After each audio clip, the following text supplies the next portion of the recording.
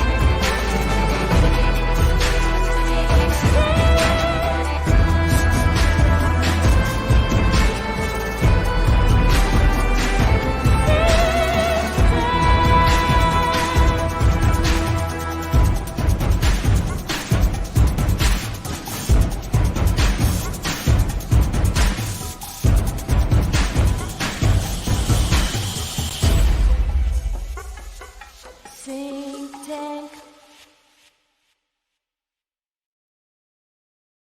Gotcha. I mean, it seemed like a great idea to tell you we were gonna do this amazing episode. We're gonna do it, but so Joe is supposed to be here, but he's in Israel, and I wanted to be upset, but then I was like, oh yeah, it's Israel. Hopefully he's not in the middle of a major war and he's just snapping at 4 a.m. Yeah, it's probably more likely to do with it being 4 a.m. and he didn't really realize what, because I sent him a request saying 6 p.m. PST and then he told me today or earlier today that he did not realize that it was the time that it was, but he said he would be here. But my assumption is that the power of sleep is overcoming. I can understand that. Somebody The was power of sleep compels you.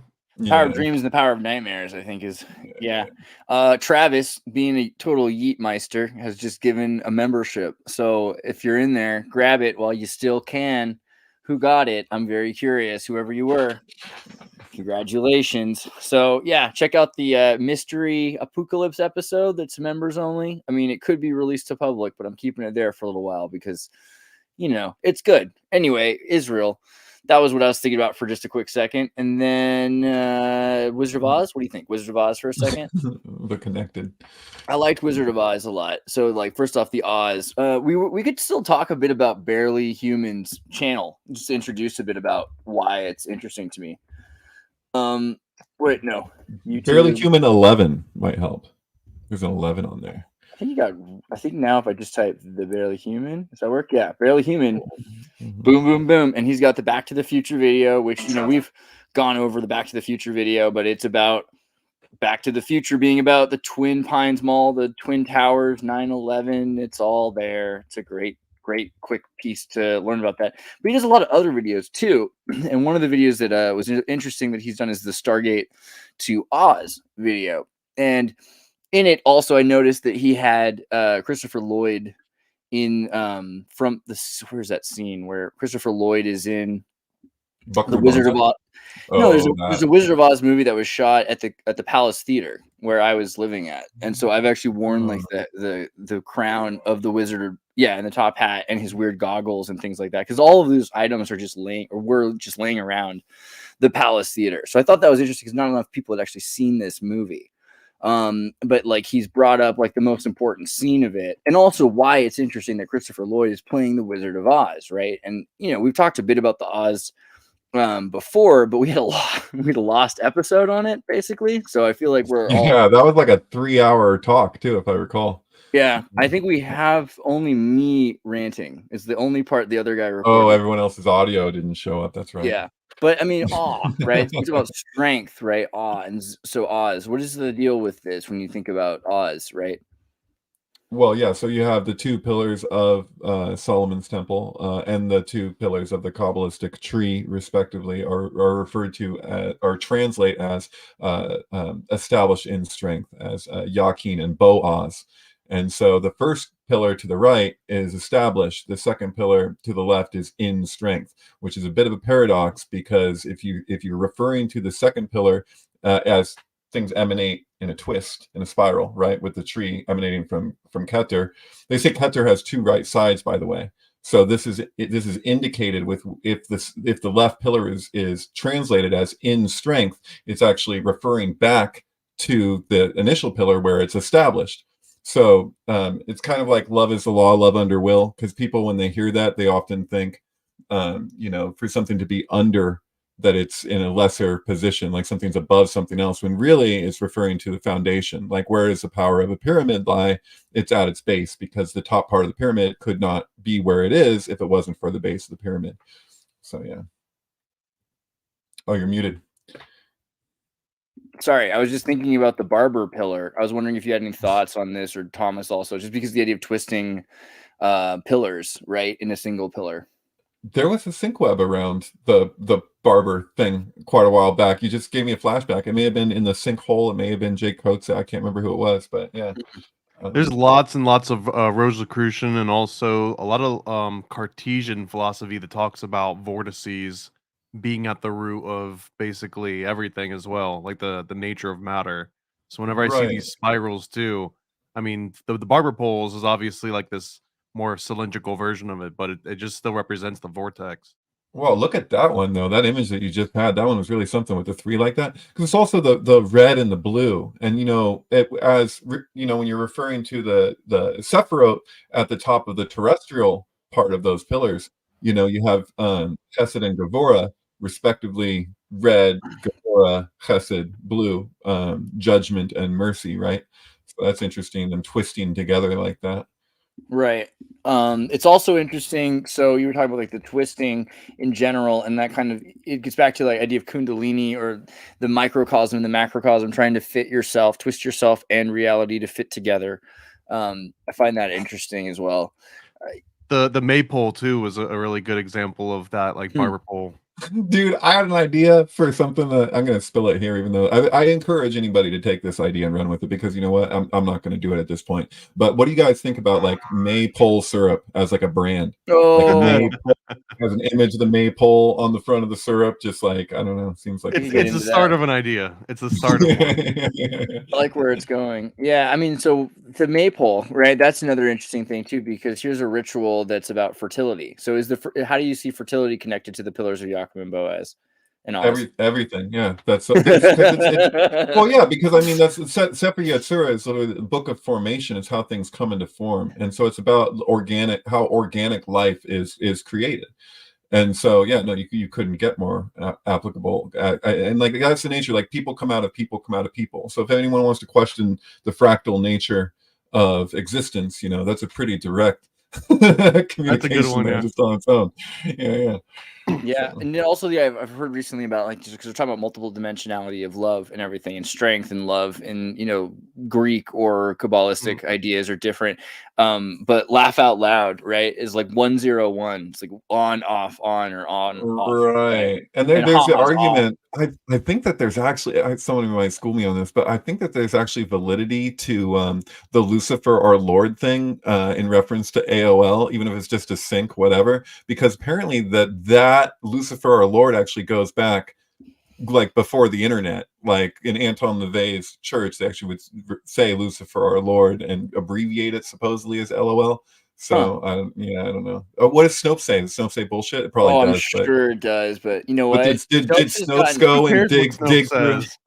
to their Well, I'm credit, just you know, curious if they wait, went and dug through the So writings of Anton I don't LaVey. care about their rating system No, because I'm just always obviously that's a joke. But if you go down further, they almost always have a bit of like, and here's the proof that our rating was a lie, and there actually is evidence that this existed in the past, you know. But I don't know. Here's 1980s. So if they say that LOL was used by, you know, and found before, let's also do like an engram search, right?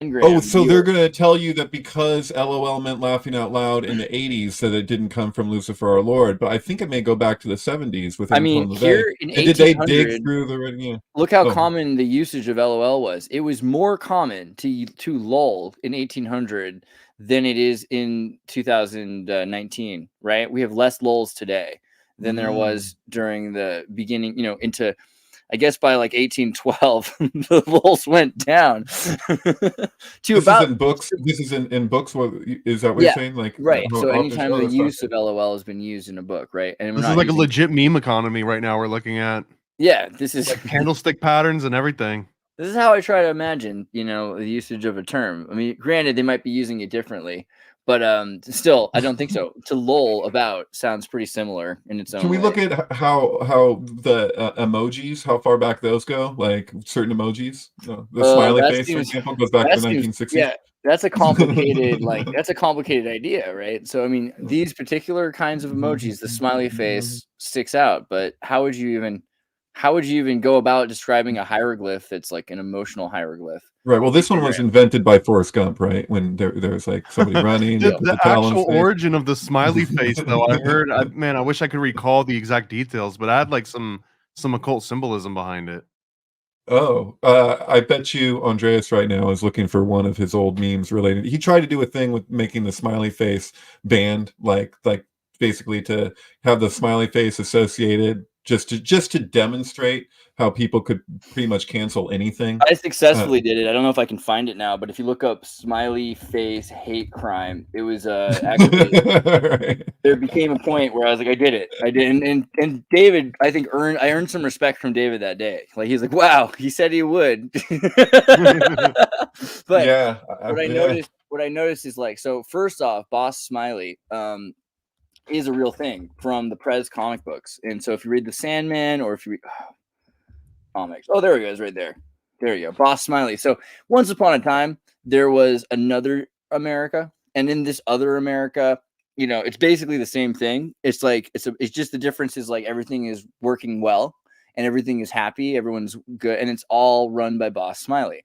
The whole world's run by Boss Smiley, right? He's like the architect. he's And Mr. Gold. yeah, and then there's this kid, Prez, right? Prez Comics, and I have to hope to God that they can find the original version because they made a new version which is about like Winona Ryder or something. I forget how it works. Hold on. I mean, the original is like Joseph Smith, and the new one's is like it's a girl, I guess. Or is the new Prez? It's not literally Winona Ryder. Or are you just saying that because she just reminds you of Winona Ryder? Because that might actually be a sync thing. I think that it is reminds me of Winona Ryder. I don't think that she is the first teen president. Here's the modernization. I don't hate it. I don't hate it. I'm not saying I do. Actually, I like Winona Ryder. That's a aside. But the idea of the Prez comic, it's still the first teen president. And the idea of a teen girl president is, at very least, you know, it's formulaic enough to remind you of Princess Amidala from Star Wars, right? Like the idea that you have a youth president. The deal with Prez was that he gets Boss Smiley to back him.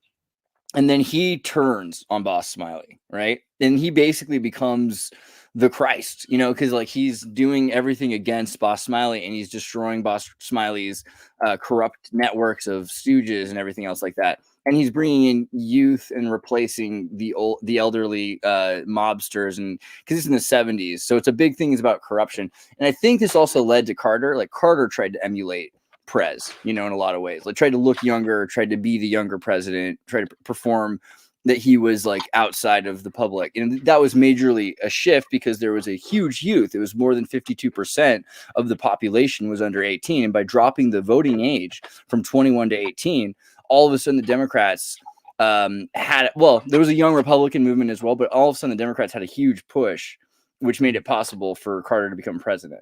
So I don't know. Prez sticks out to me, but his main villain was Boss Smiley. So I just figured, like, of course, the smiley face, like, that matters. Right. I'm thinking of there's the band, the Winona Riders. I don't, and I think they had an album just called, I think it was just called J.D. Salinger, and like the cover of it was like Catcher in the Rye. It was there. It's and I like, yeah, there's something to that. Like she had like Welcome Home, Roxy Carmichael, where like she's like everything is black. She always associates everything with black. But then Roxy Carmichael, everything was pink, and there was this kind of like weird juxtaposition with that and Edward Scissorhands at the time. Like the two films seemed kind of like they were like correlated in this really weird way. So I actually had a sync where I played both films with this album, and it did some interesting shit. But you have to listen to that album, which isn't one of the best things. I think it was in the Clueless soundtrack, some of that. Was it All the Young Teens, or was it another one? I can't remember. I think the Winona Ryder is interesting. Like, I think You Shouldn't Steal, but I also think it's interesting that like her life was, you know, like her managers and agents are taking most of the money from that's left over after the Hollywood production makes most of the money off the movie. So she's actually made like far less money off of her movies than people would have thought. Is there a theory that she was stealing not just for the rush of kleptomania, but because she legitimately didn't have enough resources to... Well, I mean, but she's also stealing like very fancy. She's not stealing from Walgreens, so she she's out of touch with reality. But the thing is, the only people she could imagine that would make a sort of deal that would be happy that she's wearing their clothes, she's trying to like force an endorsement deal because psychologically, you know, she's freaking Winona Ryder, bro. Like, what did you think? She's hanging out with Moby. I don't know. Just saying. She's probably doing really good coke, and I don't want to assume that or project that. Like, I'm not making any claims, you know, but she seems like she would just be right. Yeah. But I mean, also, so smiley face, 1950s emoticons. So people were drawing smiley faces in the 50s. WMCA for the Good Guys campaign in the 1960s. That's cool. So yeah, smiley faces. I could see that being like, but really it goes back further. Like, what's the most, are they going to go back ancient? Yeah, 1848, smiling in print, having a smile, smiling in print. So, yeah, I imagine that people have been thinking about this for a long time. Why is this not the @ sign at this point? Why don't I have a button? Like, I honestly, it should be like smiley face, and then that's how you know it's a person, and then I have my username. These are the things that bother me. Okay.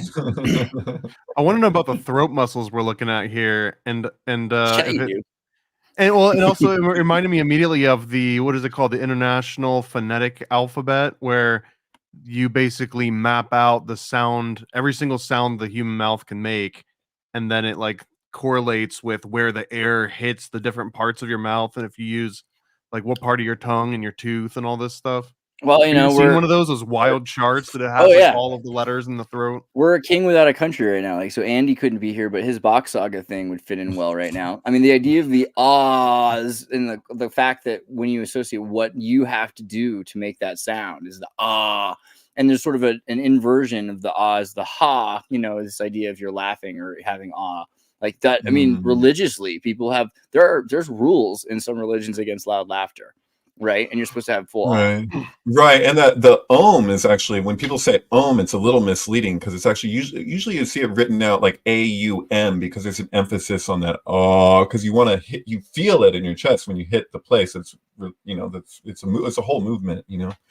So yeah, right. And people put OM, but really, you know. And I've heard like in Masonry at least, the AUM also relates to like the A starts out as potential energy, like unsort of focused potential energy. The U is where you focus it in the back of your throat, and then the M is where you tie it back together because now you're actually but if you look at Oz is almost the exact opposite. Oz goes not up and then like around and down, but it goes like, you know, through like the bottom jaw, because you go Oz like this, and then the ha, like the laughing, that's just pure unbridled energy. Like there's no form or construction to it at all. It just goes right from the back of your throat straight out your mouth. This is interesting because the Hebrew letter ayin, which isn't actually like, if you actually pronounce, I can't pronounce that letter. When I studied Hebrew, I never could really hit it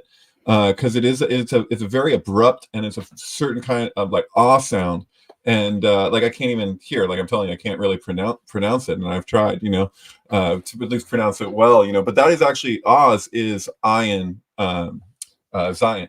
So it's not an easy sound to make, really, for me at least. Did you guys watch Dan Brown or read Dan Brown's Lost Symbol? Yeah. I avoided the book like for years because I was like, Dan Brown annoys me kind of. Like I don't fully hate him because like I like that he's because honestly, there's at least like a lot of stuff in there that's like there are specific things in his nonsense that are actual things, that like they go together in this weird Dr. Seussian way that has nothing to do with reality, but it's still interesting that he's picking out on like particular words that matter. I don't know. Sometimes I'll be like, I guess it's really more interesting if you know what he's lying about. I don't know. But the Dan Brown series is cool because the show, it's a terrible show, but it's a cool show because it has Eddie Izzard, Susan Eddie Izzard, who is a beautiful man. I don't know how else to put it. I always loved Eddie Izzard, but in this, he's like some founding father's foundling who has cut off his hand or had his hand cut off so that his, I don't want to ruin everything, but somebody can do this apotheosis ritual. Right. Essentially, someone's gone to some son of a Freemason's gone to a Turkish prison and come back Rosicrucian enough to steal what the Knights Templar stole from Turkey. You know what I mean? And I find that interesting because the whole idea of apotheosis and George Washington being this character that they're trying to say has achieved the apotheosis. Probably would have been better to use Ben Franklin or something. But they're showing the Vesta Temple in Smithsonian that's used for this idea of embodying the American civil religion, that George Washington's wearing a pink sarong surrounded by angels and he's become a god, right? And they're saying you can do that. But there's a group called the Order of the Leviathan that are trying to keep anyone from ever doing that again, so much so that they've forgotten how to do it themselves. But this guy's figured it out because he's holding that's interesting. He's holding the trap. So, the Leviathan thing, that's what's written around what the Anton LaVey symbol. I don't think it originated with him, but the lightning bolt, Marilyn Manson used it for Antichrist Superstar as a symbol, but you'll see it spells out. Actually, I think you see it oftentimes with the pentagram goat thing too. I have a great delay of this, but everyone gets upset when I pull it out. This isn't the one I'm referring to, isn't this like the Lucifer sigil or something? This is the Leviathan. Oh, the Leviathan cross. Yeah, but I'm referring to that lightning flash that has the Hebrew letters spelling out Leviathan that surrounds it. If you put in LeVay, you'll get it. Probably LeVay. Yeah, or maybe not. Maybe it's the Antichrist Superstar. I don't know. But there it is. You can see the goat version of it. It's the pentacle. Yeah, well, in this case, yes, you see it. Oh, of course, because the Hebrew letters are around the pentacle. Well, the one I'm pointing at my computer as though you could see it, but in the middle there's the one with the Hebrew that surrounds it. You can see not the one next to it in the middle. Yeah, there you go. No, small. But yeah, those letters actually on that. There you go. That's Leviathan. Nice. So I did want to say thank you to David. David, thank you. Cool. I got suspended in school for drawing this in Spanish class, by the way. Oh, she like flipped out, and I had a whole talk about how Satanists were like they torture animals and they like do horrible. You should have been like, "What is this? The Spanish Inquisition?" I don't know. I mean, if I had a time machine, I wouldn't kill Hitler. I'd go back and tell myself that joke for that exact moment.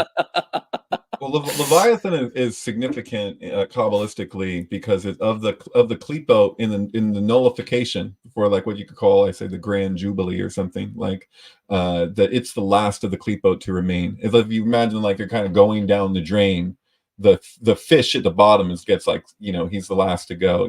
It's the big guy. I like the Leviathan cross. I mean, I think it's adorable. I don't think it's evil at all. The fact that people associate it with evil, we should talk about that in a second after I say Blade's become a new member. Good job, Blade. Welcome to the team. I hope you check out all the members-only videos because there's at least a few. I don't think any symbol is bad or good. Should we do that real quick? Okay, here's another thought I have. Forbidden fruit. Okay, so the forbidden fruit. What if like that's a drug and it's made you think in this like dysphoric, confused way about good and evil, which is wrong because you should be thinking in order and chaos. But you now, for the only reason this is working is you forget. right? So like it's knowledge. So it's that you've lost knowledge because the tree of life is, if without the tree of life you die, right? Maybe this is a circumstance where with this fruit now you've lost that celestial knowledge that God has, because God is this omega point of awareness of everything that's already could happen. So it understands order and chaos. It understands the consequences of every action. But we can't do that with a tabula rasa, right? We can only imagine what we think is good or bad for us until eventually we get to a point where we've used sciences and we've gotten so far in the game, we learn consequentialism. But until we learn consequentialism, we're stuck with good and evil. And we just gotta like defeat that rut. I transcribed text that was commentary on the Zohar from the 16th century from Rama, where they karma. They postulated that the tree of knowledge was actually grain that was prepared improperly, and that basically that it introduced something into consciousness. It was a large shift in our consciousness, and the way that it described what happened from it was kind of symbolically communicated as a green line that wrapped around the earth in a spiral. And the visual that was described really reminded me of the Orphic egg. And I have to wonder if there's some connection to the Orphic egg with the serpent that goes around the egg, to this idea that from Aden, this, like, if the green line is equated with the serpent. So it's describing this, like, basically a snake twisting around the planet and kind of enveloping our consciousness, that we were in a certain state and then that shifted our state. And then there's also the idea that, like, the poison can be the cure sometimes. So, like, in regards to, like, maybe how Patanjali treats psychedelics, where they're like, they can bring you to a certain level of samadhi, but they can't take you all the way. You know what I mean? Like, so yeah, it feels very relatable. And, when I was transcribing this with my rabbi, like, he knew what I was thinking immediately, because we're translating this text, and he looks at me and goes, "I know what you're thinking." And he's like, I'm like, "Yeah, I don't even have to say it, do I?" Because ergot, we're going thinking. Well, but that's the thing. I would think, okay, so I agree, but also I wonder, because if ergot's an expanding thing, and we've been under this sort of idea that we're expanded, this is a major flaw, I think, in human perspective, that we're constantly thinking that we're better than we were, and that we're expanded, when it seems like, to me, often we're not more than we were. And it could be that we've actually lost some amount of, this is what the Taoist said, is that we used to be more telepathic and we're more able to communicate with nature. And now that we're self-oriented, we're shifted away, and we're not as aware as we once were. Right. Well, I've had to give a lot of thought to this one, because that was a weird thing to spend time translating and have that described. And so what occurred to me was that what happened with LSD now in the 20th century is that we synthesized the ergot. So it's not, we way back when, if you're eating the grain and the effect that might have on everything, like it's like, people talk about the Salem witch trials or whatever. It's like, if it's a poison, same like with like fly agaric. It depends on how you do the amanita to get the effects that you want to get. So you could argue that there's something kind of like another phase for us to be able to, like, chemically synthesize such a thing, that it in its raw form has a different expression. So right, like, so the dancing plague, you look at the ergot poisoning in Strasbourg, and there was psychedelic hysteria that's associated with it, but there's also a lot of physical pain, because ergot can cause gangrene or all sorts of horrible things that happen naturally inside of your body. So it's not ergotism, which is a horrible way to leave this planet. Right. Right. They called it St. Anthony's fire. Right. And there was a time in my life where I was really tripping out on the significance of St. Anthony, and in The Shining, where Tony is the boy that lives in the back of Danny's throat, and I don't know. What was the deal? Well, there's a couple of thoughts there I wanted to say. First off, because you brought up the egg. If you want to go for it, go for it. Well, whatever. There's a day for St. Anthony. Yeah. And that is actually the day. What is the thing? So there's the day that the witches, quote unquote, were put to death, that the Crucible was based off of. So Arthur Miller's story is actually on real events, and the day that they were killed, is associated with Saint Anthony, and so Yeah. isn't that the way it went? We're gonna actually get there. That's all part of my thought just now that you Okay. spiraled. You spiraled so deep, it's crazy, like a snake around an egg. So first off, the Orphic egg. I want to talk about Orpheus at some point because Orpheus and Eurydice and the fact that there's a cult about Orpheus is really interesting. We should know more about this egg. But beyond that, also, have you heard of the Yazidi tribe and their belief of El Shaitan? These are the blonde, blue-eyed Muslim, or they're not really Muslims, but a lot of time they've been forced to convert to Islam, but they really have an ancient religion that the Hebrews, the Muslims, the Zoroastrians, a lot of them associate them with Satanists because they worship El Shaitan, Satan, but it's the accuser. It's like this angel that accused God of being unjust. And so they cried a tear, which became an egg. And then the serpent, which is, I think, the tail, again, of the Judah, the demiurge, the lion demiurge, which is very similar to Yaldabaoth, wraps around the egg. And the egg, again, is her tear.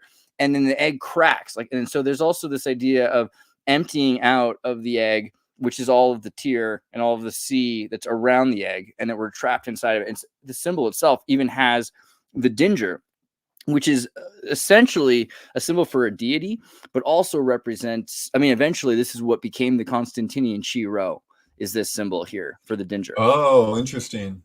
Wasn't the peacock associated with Ma'at for the Egyptians, or the feather that determines the weight of, like, to weigh your heart against a feather to determine your afterlife? Was right. I believe that feather was associated with the peacock, or am I wrong? Right. So it's like your good deeds are peacock feathers, but I don't think it has to be. It could also be, there's another white bird that eventually it changes to, and around like the 18th century, or like the 1800s BC, whatever, like the Hammantep dynasty, but like the earlier dynasties all associate with the peacock. I think there's also an association with the ibis feather at a certain point, because ibis associates with Horus. But the peacock, the rainbow peacock, is still like NBC. We think of like Saturday Night Live or something. Right. Like they're still worshiping this peacock. And it's interesting because the idea that it's saying that God has betrayed the angels by making man more powerful is a major reason why Shaitan is so upset at God and feels like there's a major injustice done against the celestial bureaucracy itself, like a system that cannot achieve what man is able to achieve, right? And then is it even possible for man to achieve perfection, which is why so many of these religions talk about like a restrained to human flesh form celestial actor or prime mover actor. But okay, so like the Twi'lek, Talusi Malek, this is the name of the Shaitan character, which they associate also with the sun, right? Because it's like in the beginning, God created first the most beautiful angel, right? Which is, the architect, which is the people. Right. Keep in mind this has to do with the two sources of light, right? There's where you're looking from and where you're looking at. So that's in the beginning, you have one light, and then you have a secondary light. And so that secondary light that we associate with Lucifer and the sun, which is why like the word Ra in Hebrew means evil. There's like this kind of idea that one worshiping the sun is not reserving their awe for what is the source of that, like what is the Godhead, Shark egg spiral. This is the is this a shark egg? These are eggs laid by female bullhead sharks that have an auger-like case. Well, that's the coolest egg ever. Whoa. Why aren't more eggs like that? Wow. Hey, can I just mention something a little weird? Just while we're still not that far from it. Yeah. Okay, so I'm sorry I have to do this. Like Helter Skelter, right? It said that they wrote "Rise" on the wall along with Helter Skelter in blood, and the explanation for that was because in Revolution number 9 they had heard John Lennon say "Rise," but the truth is that John Lennon did not say "Rise" in Revolution number 9 on the White Album. He actually said "Rye." And so it's weird then that John Lennon would later be killed over Catcher in the Rye. Weird. That's a sync at least. Yeah. And so also if you look at like the Hermit card in the Thoth deck, he's surrounded by rye. And if you look at like the color of his garment, it's very much like what we associate with Catcher in the Rye, right? That's pretty interesting. Yeah, and then it also has the Orphic egg in there. So Saint Anthony is an interesting one for that reason. So Saint Anthony starts out as being like, so he's the patron saint of disappointing children. No, sorry, his mother is the patron saint of disappointing children and failed marriages, Saint Monica, and it's because he was not a Christian for a long. Even though she was, he was, you know, a dualist, a panpsychist, a pantheist, a Manichaean for a little while. And then he met a Manichaean prophet who was not very academic, and so he rejected Manichaeism. And so we think of, you know, the different people like Saint Jerome or Saint Anthony, or people that were involved with like deciding what is Christianity. And Saint Anthony was he became like super hardcore against anything. Like he became terrified, and it seems like he had like a mescaline trip or something like that, right? Like what's that show called? Can we zoom in on that for a second? Yeah, I want to see that image. I'm looking at the egg, and what's with the egg there? Down. Are we able to? I'm trying to, but this stupid Reddit post. Let me see. Copy image address. It wants so hard to like keep me from like. I see a snake and I see the egg, and I've seen this painting before, but I never really checked that out as well. I don't know. Why won't it let me just? Yeah, it won't let me just. Sorry about that, but you see what I'm talking about, right? I mean, I'm just gonna take the words here and see. Well, that will let me do it. Come on, open image in new tab. Okay. Never will it ever let me. Okay, I'm just gonna copy the words here and see if I can find it on Bing. There you go. Okay, there we go. Alarmy, boom, bang, got it. Okay.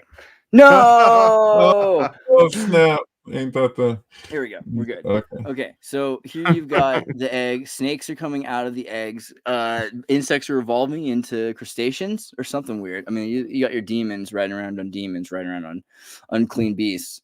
And you got cats and dogs living together. Yeah, I'm tripping the fuck out right now. I don't know if I've ever put all this together quite so succinctly, but I'm looking at this. Okay, so this is the Saint Anthony attribution, like craziness, it's madness, right? Right. But like, can you? I'm sorry to do this, but can you go back to the hermit card for a second? Can you look at the Thoth deck hermit? So like the significance being like here. You see the Orphic egg there with the rye or the wheat. What same difference for the most part if we're looking at grain, right? Oh, that's blurry, but thanks a lot, internet. What is the point of that? I know it's really okay. I'll take it. Cool. Yeah, that's perfect. So see that Orphic egg there, and then you have Cerberus, the three-headed dog of good intentions, sensation, desire. Where we get the term "the road to hell is paved with good intentions," supposedly, although somebody may challenge me on that, and that's fine. Spermazone or whatever, but I'm tripping out because this is Virgo. This is associated with Virgo, and if you look at the small cards in the Thoth deck, you have I believe it's the 9 of discs is actually labeled prudence, and that is actually the sun in Virgo. And so, what is Virgo? But Virgo is gestation. So you see the sperm, you see the egg. And then, like, I was just, I associate Rosemary's Baby with the White Album completely for a multitude of reasons. You know that the second song on the White Album is Dear Prudence. And so you have the Prudence card dealing with gestation. What is Rosemary's Baby and 2001: A Space Odyssey, for that matter, which are the same length? Both films are about gestation. One is demonic, the other one is the Christ child. So 2001, you see the Star Child at the end. So the whole thing is kind of like a birthing. Also, even the ship in 2001 has been equated with a spermazone. And so, is that a real word? It's just, you see where I'm going with this? I'm sorry, I just had to point out this. I think it's interesting that Virgo is actually receiving celestially the egg, the Orphic egg, because as much as the spermoid is entering the uterus or the matrix, so is the egg itself. They're entering from above and below. Totally. And what the hell? Because this is like, I was tripping out on this thing with the Zohar, this idea that the tree of knowledge being grain, that it says they ate it with the shells. They ate the whole stalk. And so there was improper preparation of the grain. And implying too that grain is stored, goes bad, whatever, and then you have a consciousness thing. But for them to describe that as this, like the serpent entwining the earth, and then you have like in that card you see those symbols, and I just have to wonder if that's like, was that based on that idea? Is he relating to the tree of knowledge? I'm not really sure.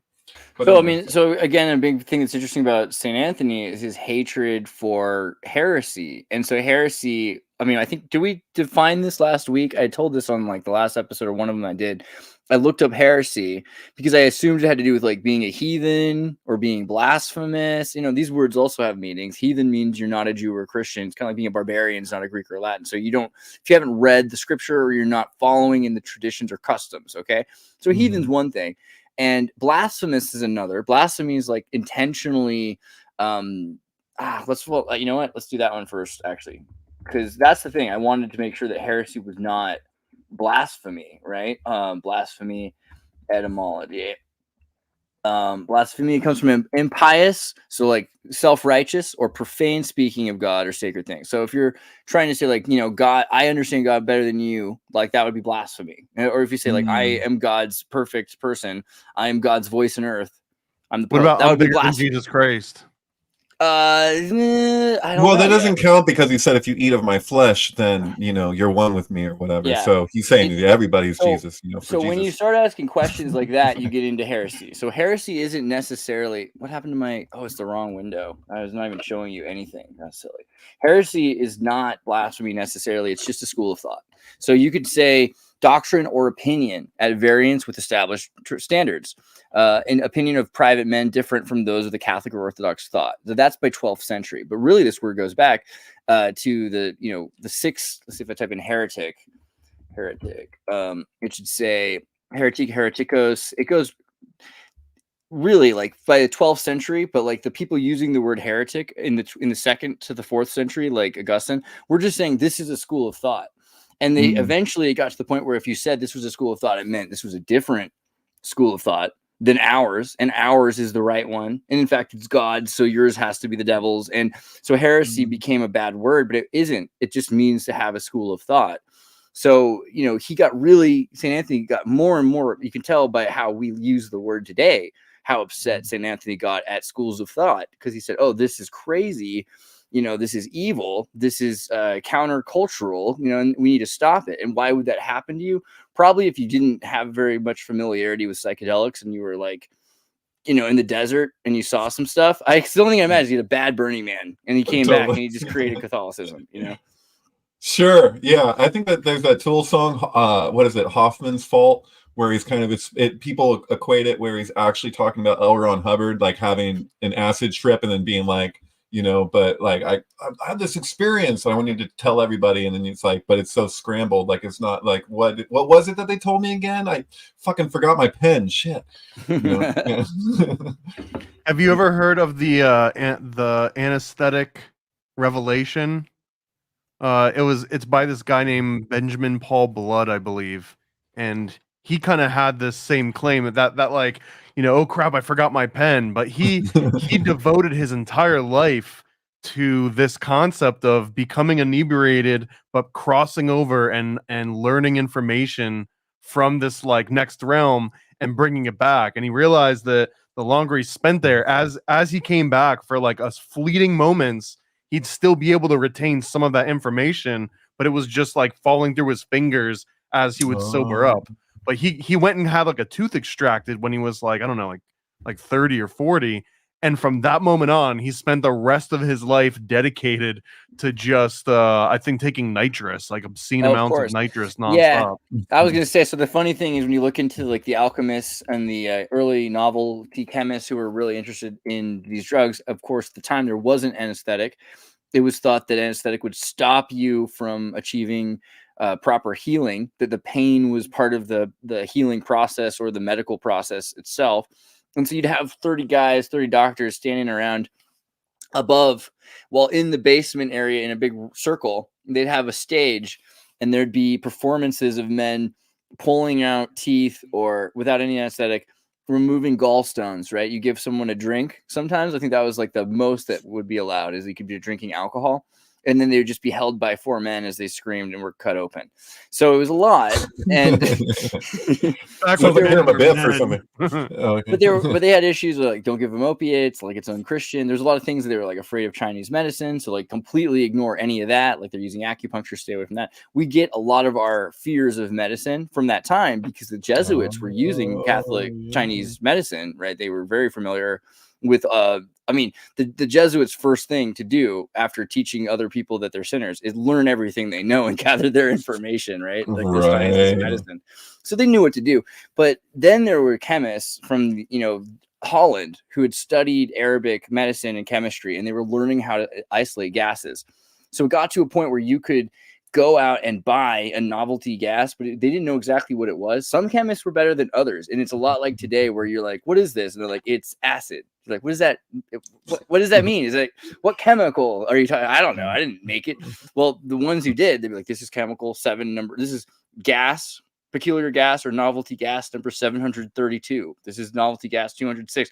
And people would buy these gases and do these experiments by breathing these gases. And they had all kinds of ideas because vapors, fumes were associated with alchemy. They were thinking that this would lead to maybe they would be excreting gold, right? This was a major thought for some of the early alchemists. And it's not early, but 17th century, like post Newton. Like this is a pretty common idea. Sure, that's how the Powerpuff Girls they came up with them, right? It was as a can of whoop ass was the original. And it was a whoop ass girls. Okay. And originally Greg McCracken created the whoop ass girls, and then they were like, "Can you just make it not whoop ass? Anything else? Anything? We'll make it." He's like, "All right, chemical X," and they're like, "That's fine." Yeah. He's like, Nice. But yeah, with the gases, it's really interesting because as people started coming onto it, of course, like this is really interesting. We didn't understand brain lesions. We didn't understand some of the problems. There's a lot of health benefits to taking certain kinds of like I think certain people use L-arginine, which is a nitric. It helps nitrate the blood, or it helps produce nitric oxide and decalcify the blood, and it helps with blood flow and artery flow and things like that. So there are safer ways also. But the problem is everyone was like so naive. They're thinking, oh, this is great. And they didn't see like the health risks associated with it. I remember reading a autobiography of a Nobel Prize winner who was the one who helped sequence RNA from DNA, or either he was the one who figured out how to get a single RNA from a double helix or to combine 2 RNA to make a single. Either way, he was taking gases all the time until he woke up one morning with his face frozen shut, and he had to have surgery to have his face put on. So I've heard a lot of horror stories. You know what I mean? In my life, I've heard horror stories for all of it, everything. Surfing, going to church. But yeah, nitrous is one of those too. You should be careful about everything you know. Speaking of L. Ron Hubbard, he was really into nitrous. He actually wrote a book on nitrous, I believe. Really? He wrote something on nitrous, yeah. That's pretty cool. That's a book I need to read. I was at a friend who was in a Landmark Forum, and he discovered an obscure book from L. Ron Hubbard where at least he goes into nitrous a lot. If it's not the whole topic of the whole thing, I forget.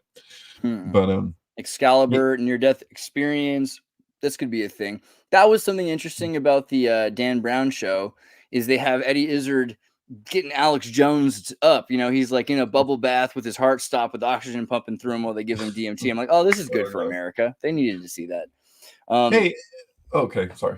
No, go ahead. I'm just jumping around tonight. I can't help it. It's weird that Tony Scott, Ridley Scott's brother, killed himself on St. Anthony's Day.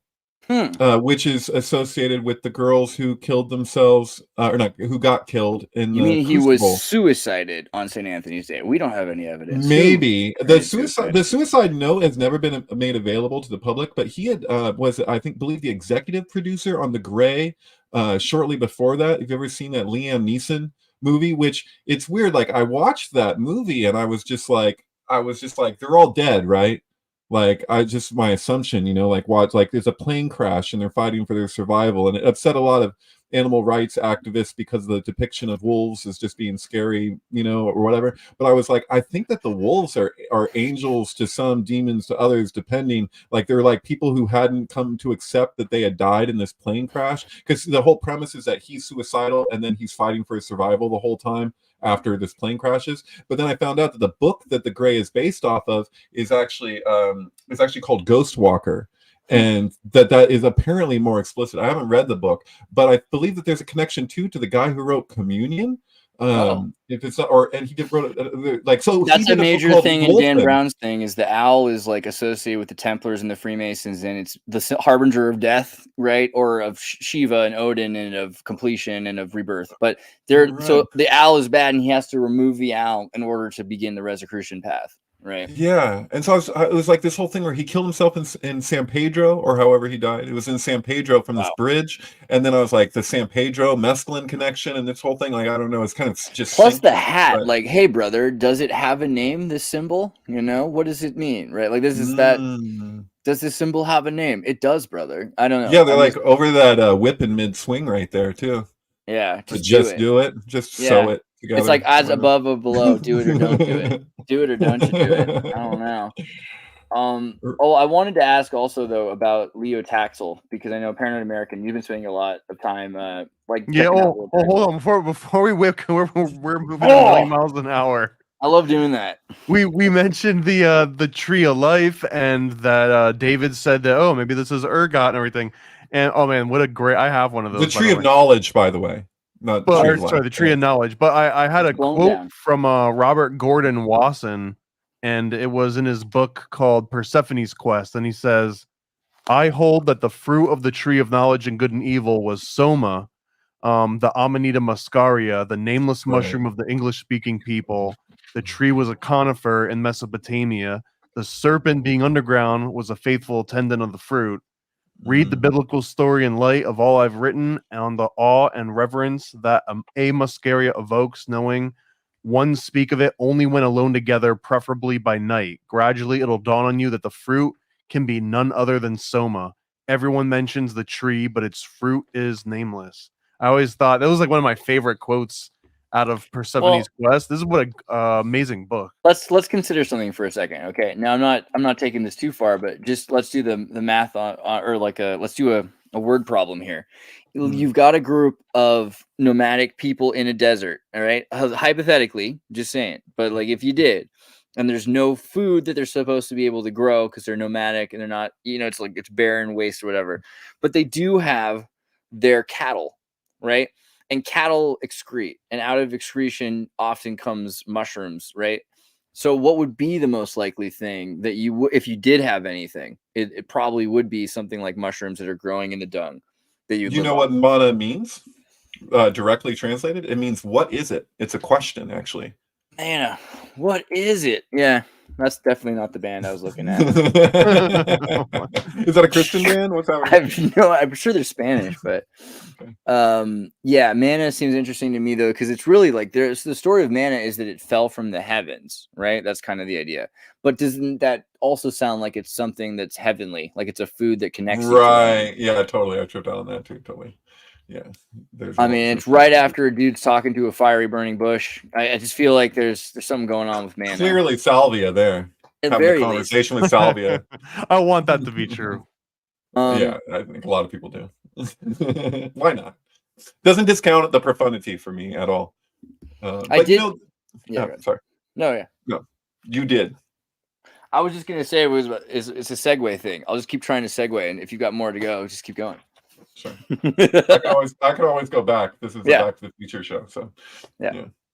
I mean, I'm just thinking the whole Earth catalog is interesting to me because there's a few versions of it, and this one's the most evil because this is the one that came out right after they got all the moon pictures and everything like that. So the very first picture is like, oh, you can't even see it. Let me see if I can just put it in front of me or something like that. Invisibility cloak. Invisibility cloak. Oh, there we go. Yeah, it's got a quote on it. I'll read it to you. It just says the flow of energy through a system acts to organize that system. So it's really interesting because they're trying to invert all of the things that the last Whole Earth catalog said before, right? And the idea of the Whole Earth catalog is kind of like if the world ends, we've collected information, and it's not just in the hands of esoteric societies or academic scholars or corporations, trade secrets. It's like, this is like, you could probably restart your civilization if you needed to right there. But isn't it also, it's like a stoner catalog on top of that, right? So it is, and that's proven by, I'm trying so hard here. The supplements,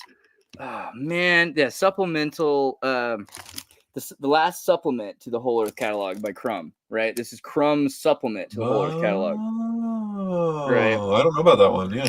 It's interesting because it's basically in terms of all of human knowledge. It reminds me of the Simpsons doing the Bible or something like that. But he definitely goes way more into Babylon than I ever would have expected for Crumb, because Crumb comes off as kind of like, you know, like a know-nothing autistic savant, like not in a bad way.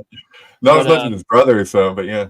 Yeah, that's true. But that was my also rabbi why he would actually be knew one of his brothers, the one who would sit on the nails, the bed of nails and stuff. That guy would sit on the street in San Francisco, and my rabbi actually didn't know that he was Crumb's brother until he watched the documentary after knowing him for years, and then he was like, "What? That was Crumb's brother that whole time?" Keep America Beautiful, get a haircut, picture of Abraham Lincoln. I mean, there's a lot in the Crumb book, actually. Can you not get rid of your background because you're in some weird ass place? Is there like there's something there's like you're in a dungeon. laboratory? There's a dungeon back there. It's horrible. There's a bunch of Barbies upside down on crucifixes. This is actually better than what you could see. No, but the Crumb thing is interesting because his brother was an autistic genius who also wrote a book on like future prediction and chaos math, right? And was all about Kabbalah.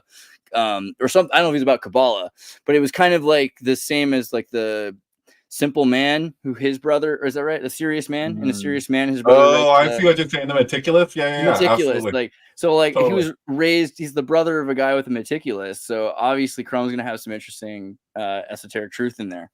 That brother is as good of an artist as our Crumb. I don't think he's nearly as prolific in how much he's produced, but his art is phenomenal. If you go to the private chat and you look at what I shared there, so like every time we do this show, I got like a massive R Crumb piece behind me. So this was just it'll zoom in if you could maybe get rid of the volume there for it if you can. But there we go. Yeah. So wow, this is putting like together. Yeah. So like I spent a good amount of time putting this this massive collage together. By the way, if anybody wants a print of this, I can actually send it to them if they want to contact me. This is beautiful. Yeah, it's I produced this in G clay, but yeah, this is like a whole lot of work.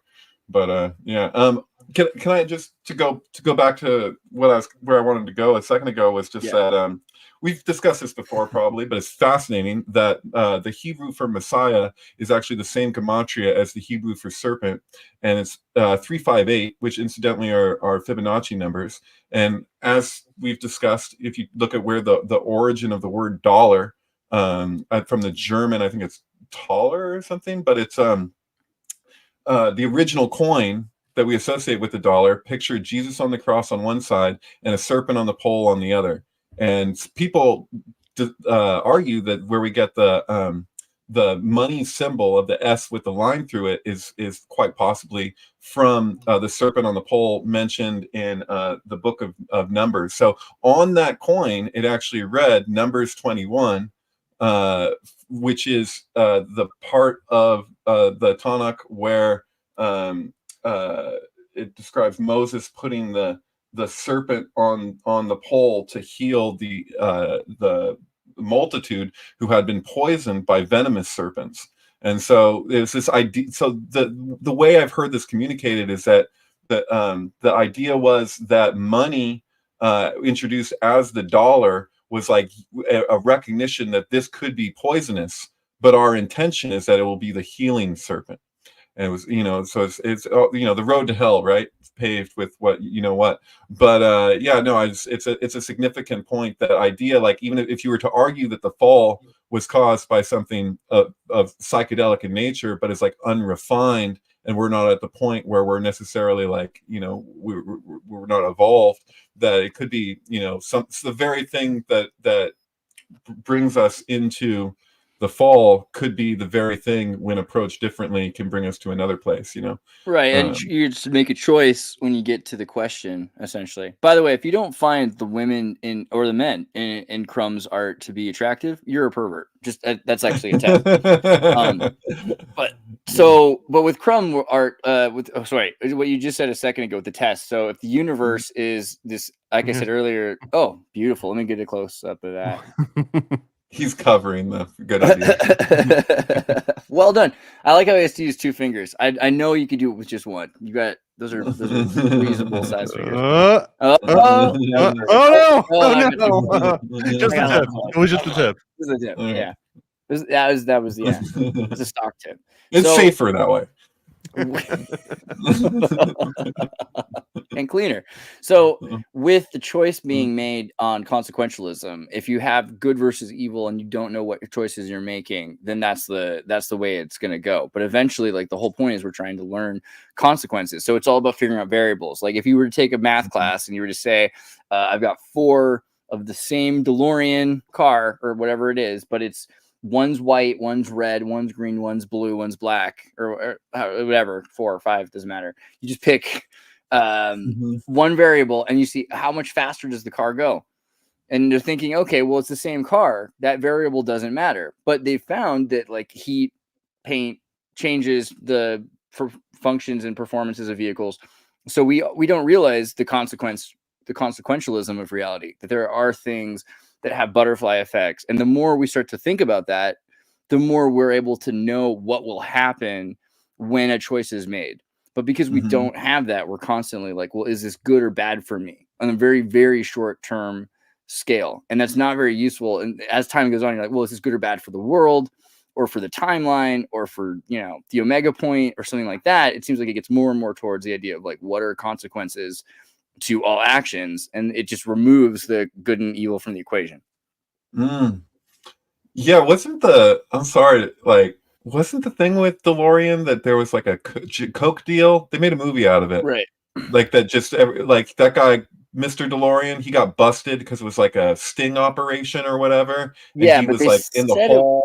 They said it wasn't true. So, like, from my understanding of the cocaine deal, there was cocaine in his car. Like, so FBI informant James Hoffman solicited him as a financier to scheme to sell 220 pounds of cocaine worth $24 million. DMC was insolvent at the time and $17 million in debt. Hoffman had approached DeLorean, a man who had barely known with no prior criminal record. DeLorean was able to successfully defend himself at a trial under procedural defense of police entrapment. So they tried to entrap him and set everything up because they were really a guy trying to start his own motor company in America at that time. Like, they've always tried to shut down anybody trying to become, industrious. And it's not enough to have your own car that's a good car. It was all about making cars worse and worse. Like, heck, look at the Firebird. Look what happened to the Firebird. That's a sad story. Right. Well, I mean, the DeLorean would have been great if it just had better parts. I mean, it was built in Ireland, and they didn't. It's not just say Ireland. It was just the standard that they were of how they did that. It was just like such low cost of the parts. It's like that could have been the best car. That's why I'm amazed, like, that there hasn't been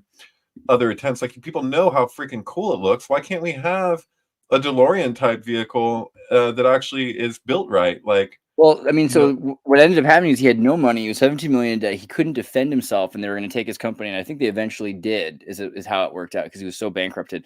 But his wife, who was a model, ended up doing nude Playboy or something like that to make enough money for him to pay his lawyers to do his court case, which also demoralized him and the company, right? And just like, it's crazy what they did to DeLorean, honestly. And it makes sense that there's this idea of a time loop where the world's wrong because the DeLorean car isn't a mass manufactured thing. Like, there should be more today. The company should be like a major name, right? Like Ford, Lincoln, Mercury, DeLorean. Everybody can see that the Elon Musk, the Tesla truck is so clearly inspired by the DeLorean, right? Isn't there? We all see that. Yeah. Most people really people don't like this vehicle. I actually love it. Like, I think that's a cool. I don't know. Like, I keep hearing about these people, the people that don't like it. I've never met one, I don't think, but on the internet, every once in a while, you'll hear somebody, and like, it's 9 out of 10 somebody who just hates Elon Musk. It's kind of like, you know, people have prejudice. I get that the car looks not like another car, but like the whole point of this is you're rejecting contemporaneous degeneracy, and that's the whole. You're completely. This is Marilyn Manson in 1999. This is saying, I don't like you. I don't like your culture. I don't want to have anything to do with you. It's an And anti-car. I appeal. That appeals to me a lot. The anti-car. Right. See, I'm really confused, and I've been confused about this for a long time. Like, I just see what happens with most of the new cars, and like, I get it. Like, it's a safety thing. You don't want to steal frames, and they have to crinkle on impact for your own safety and do that accordion thing that they do. But like, I feel like we know how much people love the classic style of those older vehicles, like in the 70s and 80s and whatever. And I'm just like, why aren't they like it? Just even just from a selling standpoint, like a marketing standpoint, like where is, like, they know the cars would sell like crazy if they just even had a little bit of actual style and not this kind of crap that they're doing everywhere. Like, notice that? Have like, you seen the Hyundai ponies? I'm glad. All right, real quick. First off, to say, Adam Bomb says, how do they keep the gas in the container? That has to do with the way earlier we're talking about nitrous oxide. If they're the chemical process, and it goes through essentially a beaker system, and it's through a rubber hose that's connected to glass, and then the pressure eventually it releases when the chemical forces out, and then it goes into the container. And there's a thing that can push one direction, but it can't push the other direction. Okay. So also Adam Bomb is a member for 2 months. Congratulations. You're doing well. And then not least of which, Adam Bomb has dropped $5 to tell us that he just dropped $123 at Paranoid American's website to buy comic books, which is super based. Well done. Guess who's getting some extra goodies in that one?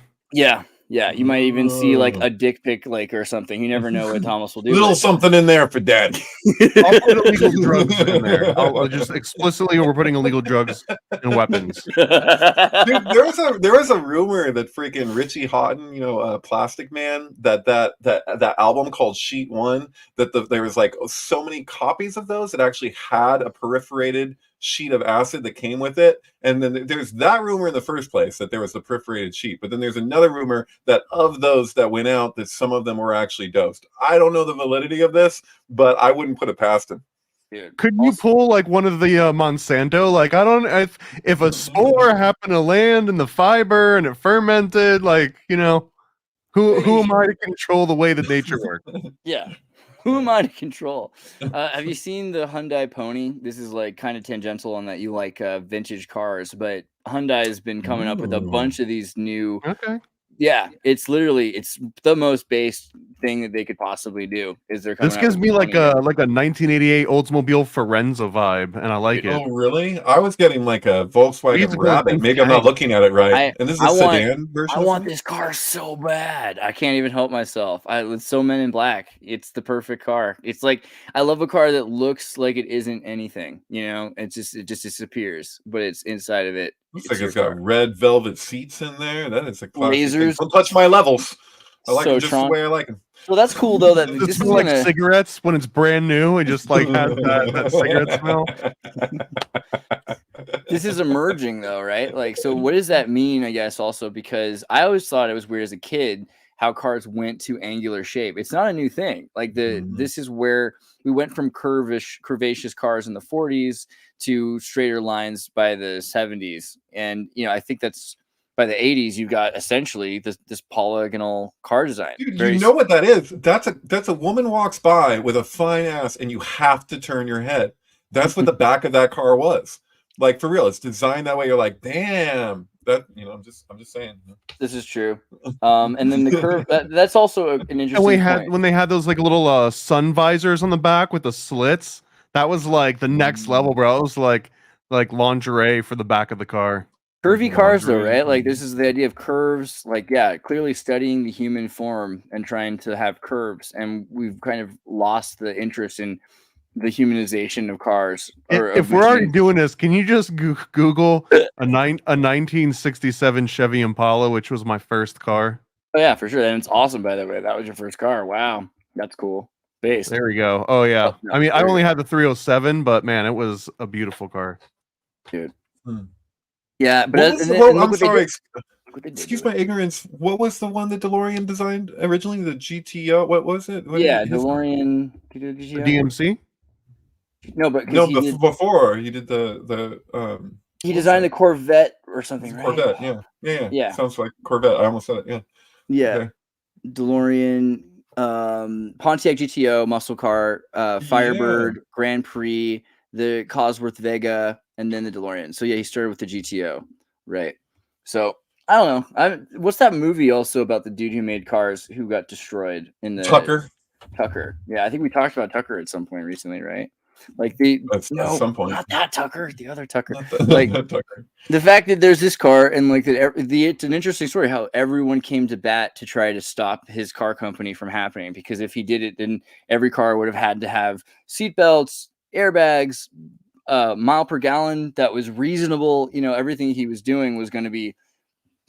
No one would have wanted to buy any other car than his car. Oh, you're going to say it would set a new standard. That's interesting, because I feel like in the way that the film at least presented it was that they made it that it was about like his false advertising for everything the car could do, but it was like it wasn't really that good. But no, it was like that's the thing. It had seatbelts that other cars didn't. It had airbags. It was safer. He was able to. The thing where he races around, he proves that the car is faster and uses less gas. And he's like, I can drive this car, and you'd have to get gas chasing me like once halfway through. I think the argument was that it was one of the best cars, if not the best car, like the best car ever produced. But he had talked it up even more than that, and they were like, "Oh yeah, it might be great, but it's not all these things that you said it would be." It was that he couldn't guarantee he'd have 500 models by a certain date, and he did. But they were trying to shut down the factory, keep people from working, and keep him from paying people. And so everyone went in and volunteered, and his own family put together the last 10 cars. Basically, do you think that or was that a different car? Talking about the episode. There was an episode of the Homer where the episode of the Homer is absolutely inspired by Tucker's story, no question. Okay. Wow. Are you familiar with this one, Andreas? No, remind me. So he builds a car that's the best car. Man, what was it? His brother? Like his brother comes out of nowhere, and he's like, "Hey, I'm down on my luck," and he helps him build him back up, and he takes all of the money that he got. I think they invent an invention that lets them like translate dog into human or something, but they take the riches, and he's like, Homer, like as an homage to you, I'm gonna let you design this car, and Homer just adds every single bell and whistle that you can imagine, and it bankrupts his brother all over. Was it his brother? Am I making this up? Yes, it's his brother, and he's voiced by Danny DeVito. I would say there's two, if I recall correctly, because the other car that would be an obvious connection would be the Etzel, because Etzel's named after Ford's son, and Ford put in it every bell and whistle, not just every bell and whistle, every cosmetic attribute. In the 50s, it was common to have tails or rockets or high beams or grills, but you'd have one or the other. You know what I mean?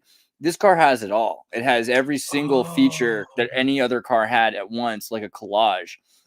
I just freak people out. What, dude? Alex Dunn in the comments has translated "baby" to English, and I just had a trip out because I was just thinking of Babel and the idea that like no one could understand each other's speech after it fell, like the Gaga thing. And then it's like that was what it was. It was Maggie. They used Maggie to like what the goo goo gaga to, and it was like, oh, you want your bottle? Oh, okay.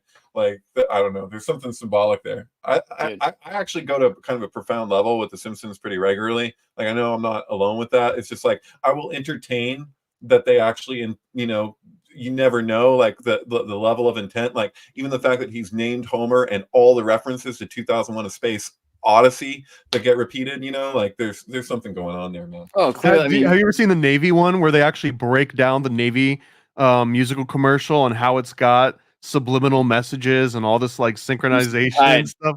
Like it's the most self-aware, version of MK Ultra programming. Yeah. I like that they're called the simpletons. That's brilliant that they get away with. People love being called the simpletons. And also just anywhere you go in the world, like you could be in Bolivia and there'll be like a little native kid who's watching the Simpsons translated in his own language. It's the most pervasive, unifying gospel of secularism at this point. This has come up before, but since we're on the Simpsons and we're on prophecy, the whole like Simpsons being able to predict the future, I always like to point out that Harry Shearer, who's the voice of Mr. Burns, was in Bohemian Grove when Alex Jones broke in, and he ended up writing a movie, produce an entire movie to throw shade at Alex Jones that no one saw. It was called The Teddy Bear Picnic, I believe. Yeah. And the entire premise of the Teddy Bear Picnic, and it's got people from Bohemian Grove in it.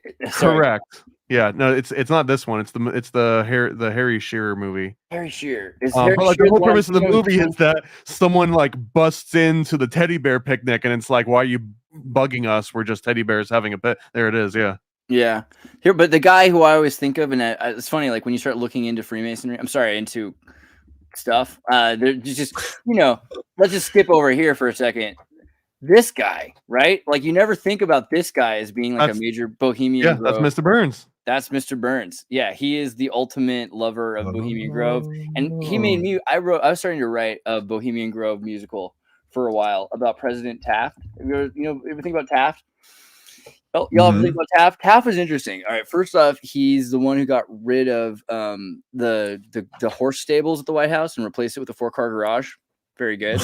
Right. He also replaced the bathtub 3 times after destroying it. He was so big that he destroyed the bathtub supposedly 3 times. And the bathtub they still have at the White House is the last bathtub he fit in, which is why it's such a huge bathtub that like it's like a jacuzzi tub, but it's larger than anything you're ever familiar with. He also was constantly made fun of. Like everyone's like, this guy is this like dumpy kid. He's not like his hardy stock royal families. He's related to FDR and everything else in the Roosevelts.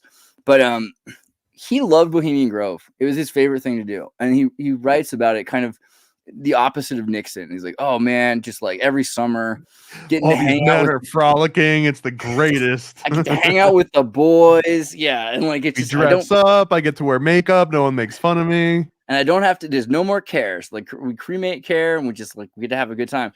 But so my thought is like, you got a guy who's breaking bathtubs once a month. He's probably a werewolf. I mean, that's Occam's razor, right? Like clearly this guy is transforming into something even larger than the man he already is. That's at very least for our movie purposes. And so you've got this guy who's constantly having problems in DC and he's having to hide the fact that he's a werewolf, which is embarrassing on top of the fact that he's kind of a romantic, And but yeah, just imagine like all the fun he has when he's just trying to bide his time, and then he finally gets on that train and he gets to San Francisco and he's at the park and he's coming in, and all of a sudden there's lit candles and there's singing campfires at different sections of the park, and he's back where he belongs, right? Like that could be the ultimate musical, I'm pretty sure.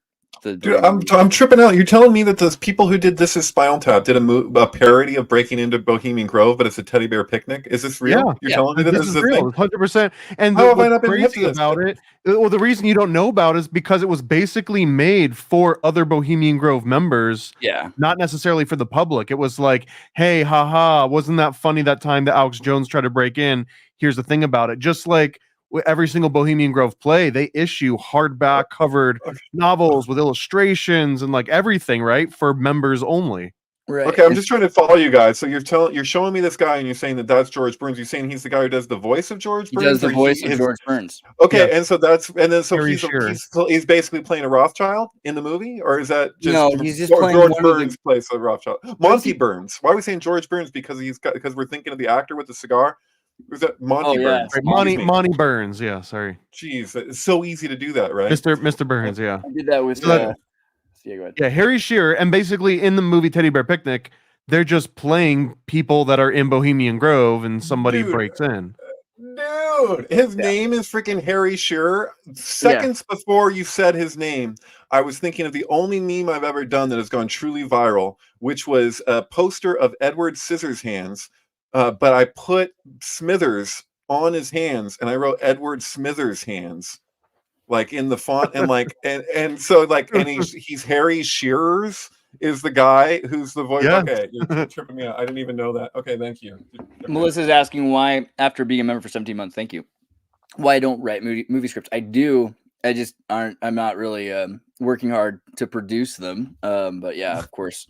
You can't stop something. It's like a habit, right? But looking at Harry Shearer, like he actually seems pretty chill and pretty cool. Like from all the interactions I've seen from him, I actually like the guy, and I think it's the perfect guy who would make him documentary about this, because you have a lot of people at Bohemian Grove who are just chill dudes. It's not all what people are saying. It's not all. I mean, Alex Jones is sexting it up to sell it. You know, he's making it sound as weird as he possibly Is that a real can. person? I think that might be a real person. That effigy, it could be a real person here. They're setting on fire right now. Right, like, so the fact that you've got a bunch of people that like meet up and you know, they're you got a lot of Scottish guys, like they're going down to California for the summer and they're doing a cremation care ritual, because back home they're in isolated communities. Canada's pretty small. A lot of these guys are Canadian, by the way, and they're Scottish, right? So of course they're Scottish right because their dads were Scottish right. It's really not that weird. It's really not what people are thinking it is, and I think that's why Schur's made this movie. It's 3 weeks long. What we see as the cremation of care is the opening ceremony, right?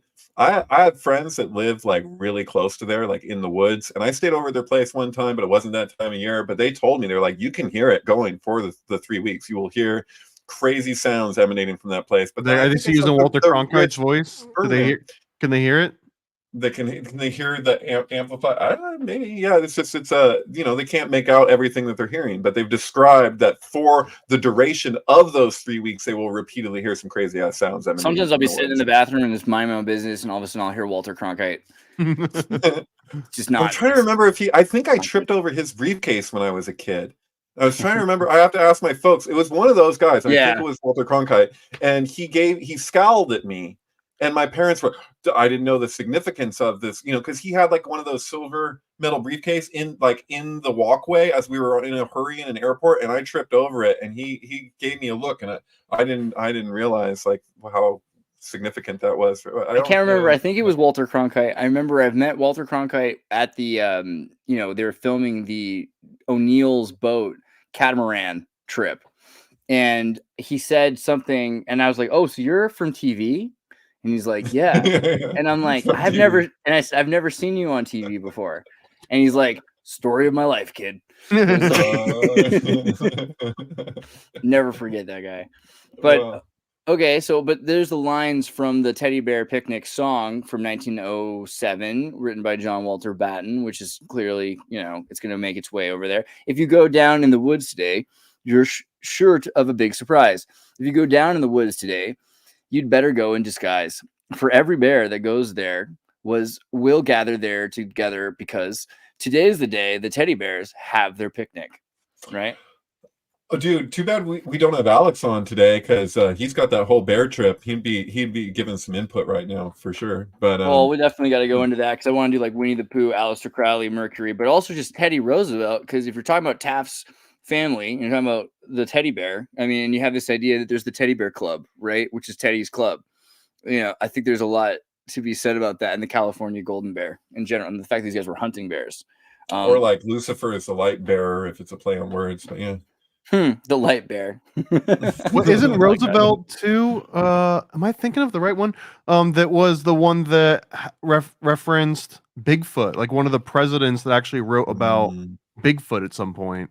We did the Mormon Bigfoot story, right? We already did that one. The Mormon Bigfoot, where the guy meets Cain, but there's another one. I'm almost positive it was Roosevelt, and he went across the country when he was, you know, just traveling. Yeah, there we go. The Bigfoot sightings. Okay, I believe it. I mean, Roosevelt was really, his whole idea of saving nature, becoming an environmentalist, doesn't ever sit well with me. I'm pretty convinced it's all fairy treaties, right? Like he's dealing with the occult world, and they're like, we're going to destroy the world if we don't. There's also some interesting writings about that. Little Nazi like with their, like, you know, the different type of environmentalism. I mean, he does. So here's the historical context. Teddy Roosevelt was an American statesman, conservationist, and writer who served as the 26th president of the United States. Well-known love of outdoors, Bigfoot's encounter. I like the AI art. This is last generation's AI art, but thanks for doing it. According to the legend of Teddy Roosevelt Bigfoot sightings, while on the hunting trip, Roosevelt and his party stumbled on a large ape-like creature. The creature, which Roosevelt described as being covered in dark fur and standing at least 7 feet tall,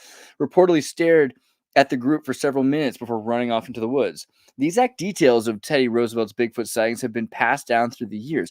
This is the issue I'm going to already say. Like, from my understanding of Roosevelt, that he didn't try to have sex with it or shoot it. Doesn't really like, especially. Wait a minute. Have you seen Young Indiana Jones? Teddy Roosevelt. Is it? We're all recognizing. We're talking about the Teddy Bear Picnic. We're talking about Teddy Roosevelt seeing a hairy creature that may have been a bear on his hind legs. And he I don't wanna didn't assume shoot anything. it. He didn't shoot it once. This Right. also seems like it might have been AI generated, like the text itself. Because here's my own notes, by the way. Here's Okay. my notes.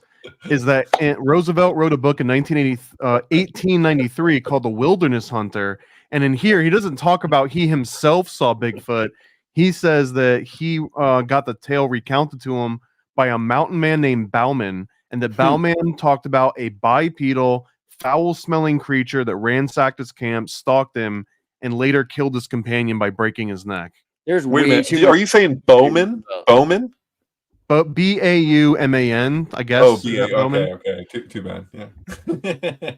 There's way too much art of Bigfoot and Roosevelt fighting each other. I mean, this is like the fact that other people have been thinking about this is good news. Oh, by the way, that movie, The Man Who Killed Hitler and then Bigfoot, with It's a great movie, by the way. it's a really good movie. Way better than it deserves to be. I know, right? What movie is this Oh. again? And it's like, that's it. And it's like 2 movies in one. Like you see an entire movie, and then it's like, okay, now we're gonna do Bigfoot, and you're like, what's going on? I recommend this one. I'll check this out. VFW too. It's not the same, but it's also one of those weird Sam like Elliott? movie in a movie. It's Sam Elliott looking like he did in The Big Lebowski. It's pretty good. Yeah. That was legit. I think the deal with the Bigfoot story, Bauman incident, Theodore Roosevelt might have met Bigfoot. I mean, or I think that's it. I think there's probably a bit of both, though, right? Because after you would have heard about this, all you would have done ever is try to hunt down Bigfoot. And Teddy Roosevelt went all around the world, even being in the Young Indiana Jones series with Young Indiana Jones, right? Where he hunts, and they make the big point that he's constantly killing animals, and it bothers young Indiana Jones. Like he's constantly out there just trying to like hunt and kill whatever he can and bring back the trophy of it and make things essentially extinct, right? And there's a lot of like, this is the thing, like Darwin was in an endangered species eating club. A lot of these guys are into endangered species culinary gastronomy. They think they're gonna get more power than anyone else because no one else can have that. But also they're making sure that no one will ever have it again after them, that they're the last like apex predators of the human. What's the name of that little bird that they like deep fry it and they eat it whole, and you're supposed to put what is it? You put the shroud over your head to hide your shame from God. Hide your shame from God. Yeah. I forget what that thing was called. You're not talking about Bella? It's not that. No. Oh man, No. I'll look it up while you're looking at this beautiful. It makes me hungry. I'm sorry. Yeah, I don't know, but the idea of like Bigfoot meeting. Like it's more likely that they're going to kill him. Do you think that there's maybe? I mean, if you could find Bigfoot and you wanted to keep them, you would just trap a certain amount of area and keep people from going into that area, right? Like if you didn't want to kill it off, and maybe that's the deal. They have like a wildlife hunt where they hunt the Bigfoot. That seems more like a Roosevelt thing. I don't think Roosevelt would really be trying to like save the environment. I just want to say something. When earlier, like at the beginning of the show, when we were talking about Teen Prez. And you were equating her to Winona Ryder or whatever, and it's just occurring to me that there's this weird thing where it's like the way we relate to presidents is like that it's just become so normalized that they're fucking dinosaurs, and like that anthropological idea that the health of the king is representative of the health of the kingdom, and then you look at like the earliest presidents, they were so young, they were like in their 20s and shit, 30s, whatever, and it's like. We don't really think of them that way. We think of them as these kind of like old like curmudgeon men or whatever, and that's not necessarily. I mean, what are the ages? I mean, they had rules. You had to be like over 35 or something like that. So like George Washington was 57. Most of these guys 49. A lot of I stand corrected. Ulysses Grant was 46, but his father Hiram Grant was in charge of the Freemasons, and I think the Congress really ran the country while Grant was president. So a lot of the time, it's like this is what I found interesting about that show, The Young Pope, because the Young Pope has the same kind of postulation. If we have a dead pope every 6 months, that's no good because it crashes the economy. I mean, not just because people are superstitious, right? Like we as the church are holding large amounts of economy.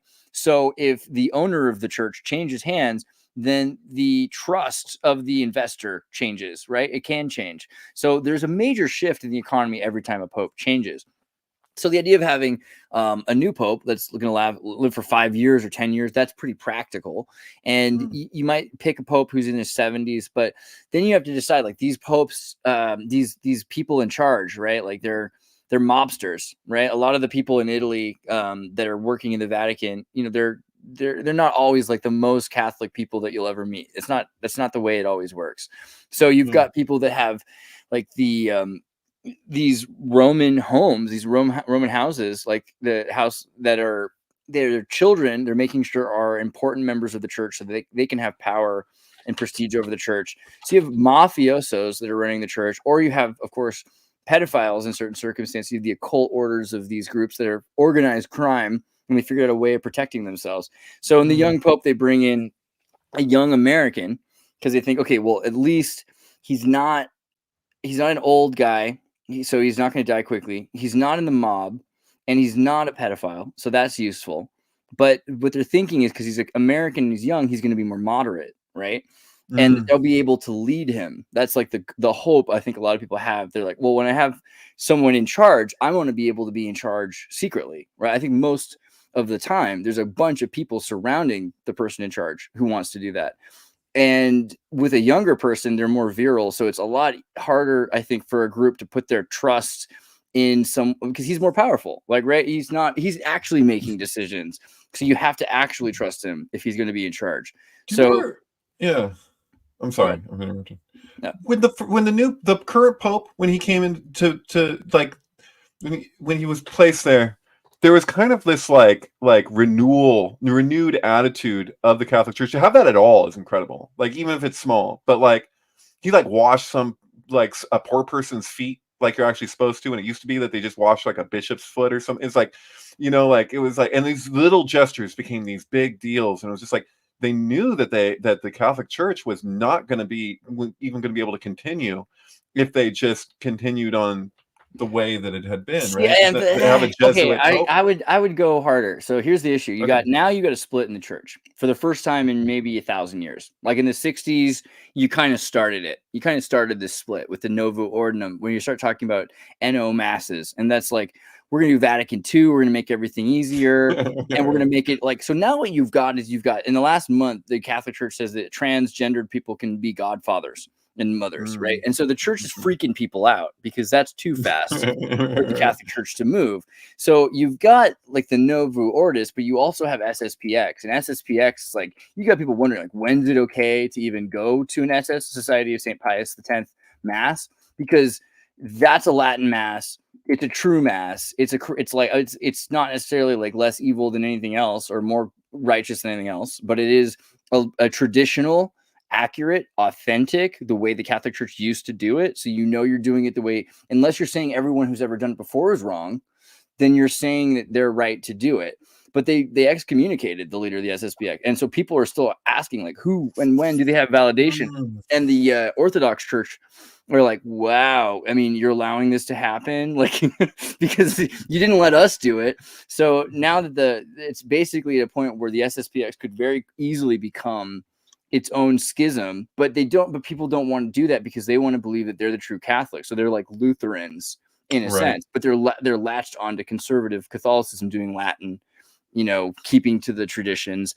And it's kind of like when Americans want to keep their traditions from the 80s or something. It's like they're much older traditions, right? So the idea that the Latin Mass is the original Mass is fallacious, right? It bothers people to say that, but it's not the way it was originally. And the idea, and we talked earlier about some of the apothecary being taken from Turkey, from Constantinople, right?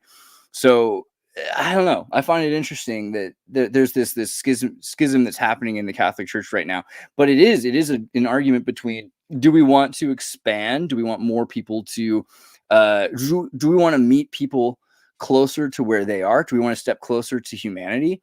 Or do we, because when we do that, we step further away from God. Do we want to step closer to God and further from humanity? Do we want to, and so they have this hyper pious group that are like, well, we shouldn't try to reach out to people. They had their chance. They could have, I mean, we've been talking about Catholicism for thousands of years. They should have gotten the memo. Like, let's just, at this point, we should be going as hardcore as possible and galvanizing the people that can't hold on, right? That's the...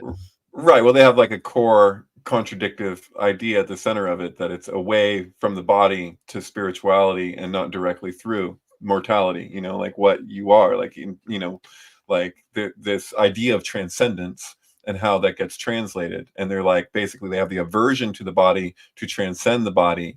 and that's like a wrong idea in any like traditional spiritual school. That's like kind of like, you know, you're not you know, caring for the vessel in a sense. It's like the people whip their backs, do these things, like it's this kind of denial of God's creation. So, or you know, that's just kind of crazy. But I find it interesting because, well, we should talk about the egg first because we're going to get back to Orphianism through the Oratolan bunting.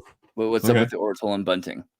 Oh, this is the bird that in France they like deep fry it while it's still alive, and you eat it. I think while it's still alive, and you're supposed to do it in one big bite, and you crunch down the bones. It's not just that Neither they confirm nor deep deny fry how it though. often it is. They soak it in vodka, I believe, and then it's a whole long process to get it in the, yeah. What is this? How does it? I don't know if it says what the steps are involved here. The birds are caught with nets set during their autumn migratory flight to Africa. They are. I'm just thinking now of the Monty Python Holy Grail because of that. What kind of sparrows? They are the swallows. The swallows, yeah. They are then kept in covered cages or boxes. The birds react to dark by gorging themselves on grain, usually millet seed, until they double their bulk. The birds are then thrown into a container of armagnac.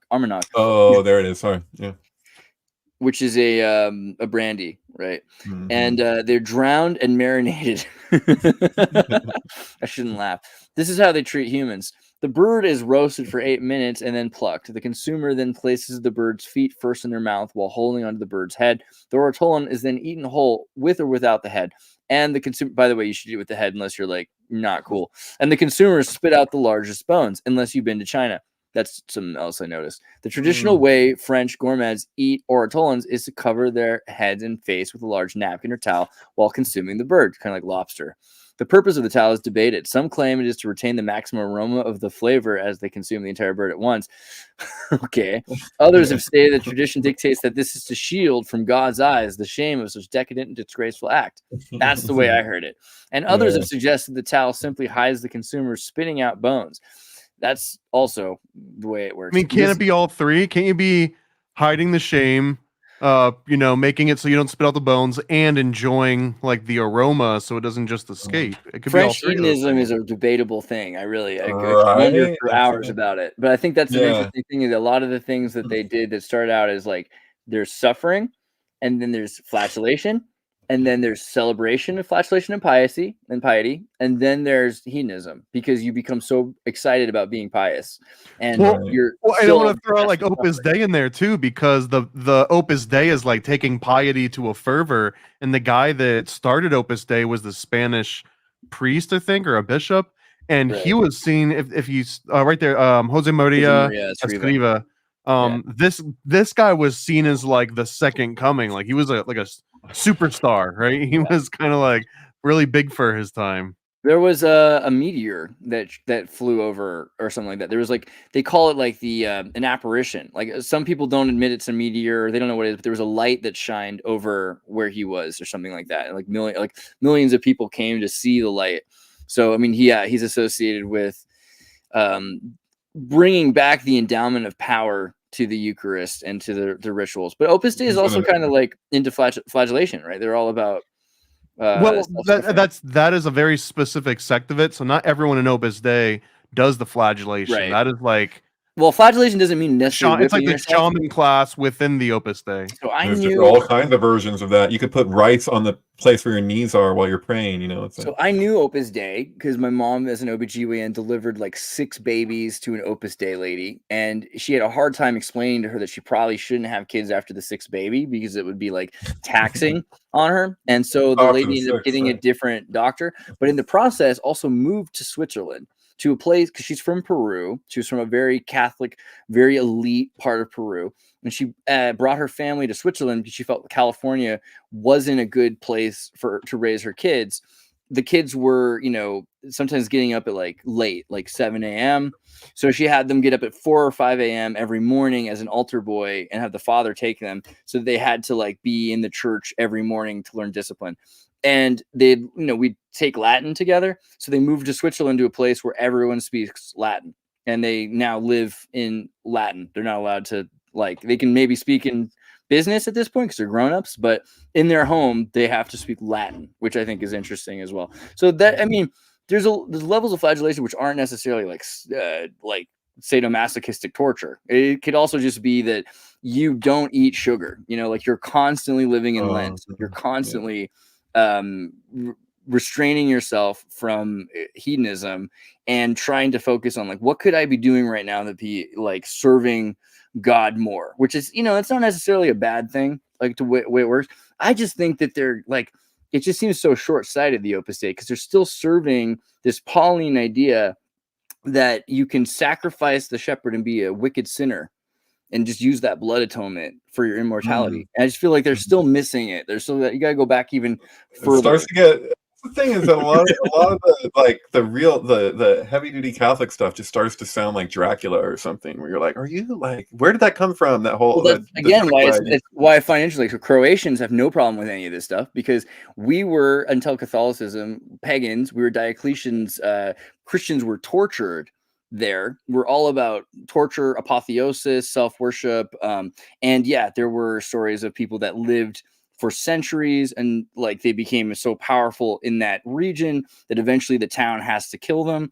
I mean, these ideas, they're normalized there. And so I think it's when they converted them to Christianity, like those stories just stayed in it. And so this idea also of like after St. Arius, St. Nicholas, and everyone saying, no, God, Jesus is God, and you have to be, you have to take his sacrifice because you can never be God. It's the division between the living, follow Christ, do what I do kind of thing to it's all right. Like we murdered a lot of people, but we figured it out. We're going to be immortal. You know, I think that's the transition. Word. Huh. People keep mentioning Monty Python, and Monty Python keeps coming in. I don't know. You mentioned it, and I saw it in the chat, and I just want to put out there that I've been waiting for so long for this John Cleese show to come out, which originally I think he said it was going to be called Canceled, but it's just called the Dinosaur Hour. They gave it, basically John Cleese was told he could do whatever show he wanted to do on this British station, and it's very dry English humor, just what you would expect and maybe hope for if you're somebody like me. But basically he's a large part of the show. There's only been a couple episodes, but a large part of the show has been him interviewing people who've been quote unquote canceled. And so he wants to just, you know, have conversations and hear people's stories or whatever. And I watched the first couple episodes, and I gotta say, freaking awesome, man. I really enjoy it. You know, like, I don't know. I like when I was in England different times, like really taking in their media and the way that they treat things. And man, it's just like he's got nuns playing poker next to him. He's got like 10 cats like walking on the table and walking around the room. Like it's very good conversation. So I recommend the show. And you can just watch it streaming on their website or whatever for the station that it's on. But yeah. What's with the namesake? What's just because he's an old person? Yeah, I think so. He's 83 years old. I mean, they can just like, they told him, do what you want. You know, you're like, he's basically a national treasure as far as England's concerned. They said that about Jimmy Savile too. Just fair. Well, I still like Cleese more. That's fair, but everybody, like, come on, man. We all knew about that guy anyway. You look at him. I don't even. Why know did you say something, David? Maybe I did. Dude, I think we all actually did. We were on the Savile thing way longer than most Americans. But a lot of people said things before he actually got popped. But yeah, I mean, it's incredible it didn't happen sooner. Same with Harvey Weinstein. Like, it's just, you know, yeah, it's more than just getting a bad feeling about somebody. It's just that, you know, you get so many reports. I've been saying it about Jack Nicholson for years, and you know, it's not popular. People really like Jack Nicholson. I think he's a great actor, but that guy is messed up, man. And eventually, that's probably all gonna come out somewhat. Like, right, like he's not acting anymore for the last 12 years, and he says he'd rather sit underneath a tree than interact with that world at all. And I think it's a big reason what's been going on for the last 12 years. It's like not worth it for him. Like he's better off just keep him where he's at. You know, it could get dangerous. Is Jack Nicholson like Neo in the Matrix during cancel culture, just like dodging every single bullet? There's a lot of people that are. It's like if you're not like black, I think that's what happened to I Obviously the people that are the least horrible are going to go down the first. So Cosby, I don't think is nearly as bad as like most other people. So they were like, all right, well, let's throw him under a bus. He hasn't done anything in 20 or 30 years or something like that. Not saying he has not committed something that he can be held culpable. Like, this is also the thing, is like you have something on everybody, right? And, he just put his Spanish fly routine on in the courtroom, and they're just like, we're presenting evidence. Kinda, because like every single person in Hollywood, like if you're gonna make it further, it's probably because someone knows something about you, kind of owns you in a way, right? Like or you're so dang reliable. But I think it's like most of the time, if you're that reliable, there's something really like there's a singular thing that can control you if you're that reliable. It's like, okay, then that person's like the kind of person that can't handle alcohol or something weird, like really little, arguably compared to like they can't do anything else. And so if someone, at least like this is their control mechanism, you trust them more because you know what it is that their problem is. Like, what you can measure them by their problems. You don't know what problems they have because they're acting pious. And you think that these are good people, self-righteous people, like they're going to destroy themselves in the most spontaneous ways. You can't even see it coming. Yeah. Yeah, I mean, I have a personal connection with somebody that experienced something with Jack Nicholson that's just like totally crazy. But I listened to. I'm not going to say everything right now, but I will say that I listened to a cassette for my friend, not a friend, someone closer than that, answer machine, listening to him message after message after message of him just basically saying that he had to see them again. It would sound sweet if you didn't know the backstory, but it is messed up, man. That guy is crazy. And it was Kubrick's driver drove him once and was like, I never want to drive that guy again. And Kubrick said, you don't have to. It was his house that the incident happened with Polanski too. So it's, like that's, casting agencies, they work as prostitution rings. And it's parents pimping out their children so their kids can make it, like that, all that stuff goes on, and when you look at what happened with Polanski or you look at what happened with Manson, if either of these people had a regular trial that didn't have all these weird, exceptional things taking place, it would have blown the lid on a lot of those kind of things that go on in Hollywood a lot sooner than now when people are saying the things that they're saying. Like, this has been going on, some of this stuff's been going on for a while. And if that wasn't so protected, we would have found out about it. There's a reason why neither Manson nor Polanski got a normal trial, Yeah.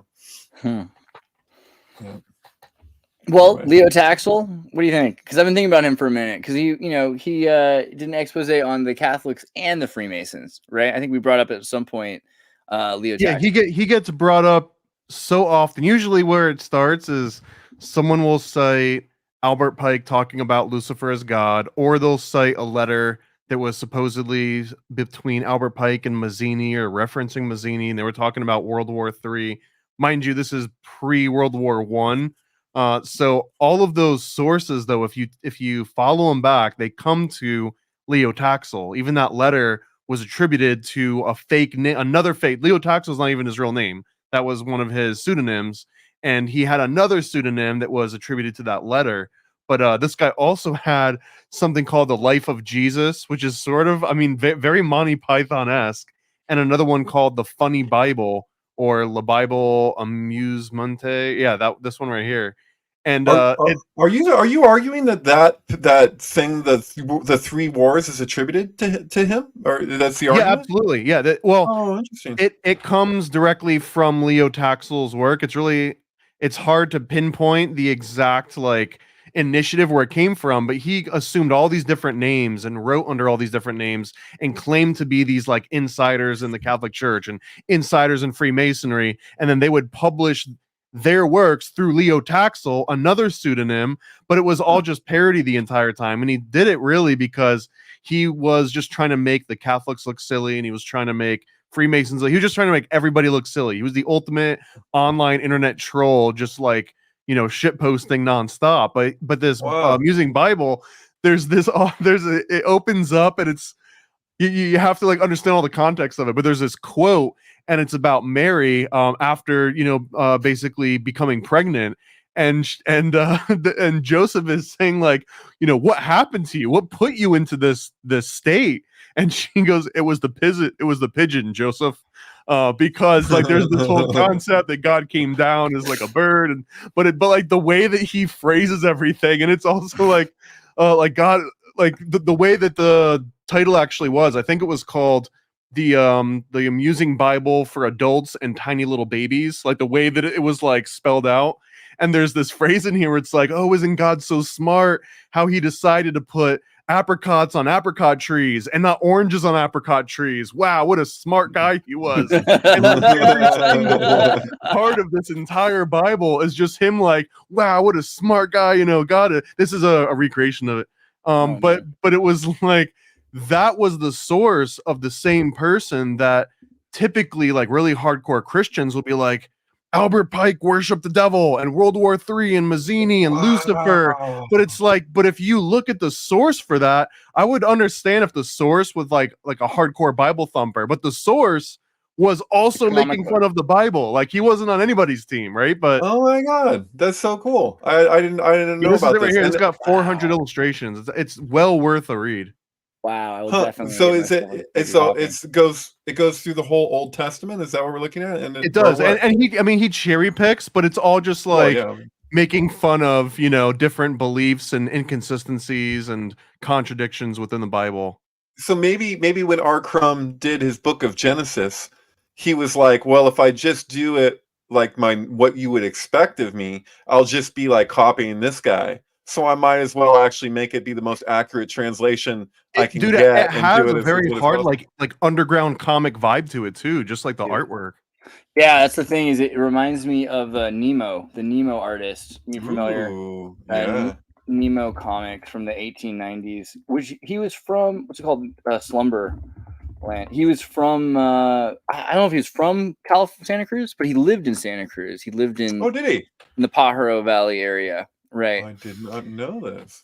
Yeah, so these are amazing. I feel like if you ever take the time to read comic books, start at the beginning, go back to like the 1890s. I mean, the art is just crazy. And you've got this kid's constantly waking up into this Tartarian foundling world. Problematic here.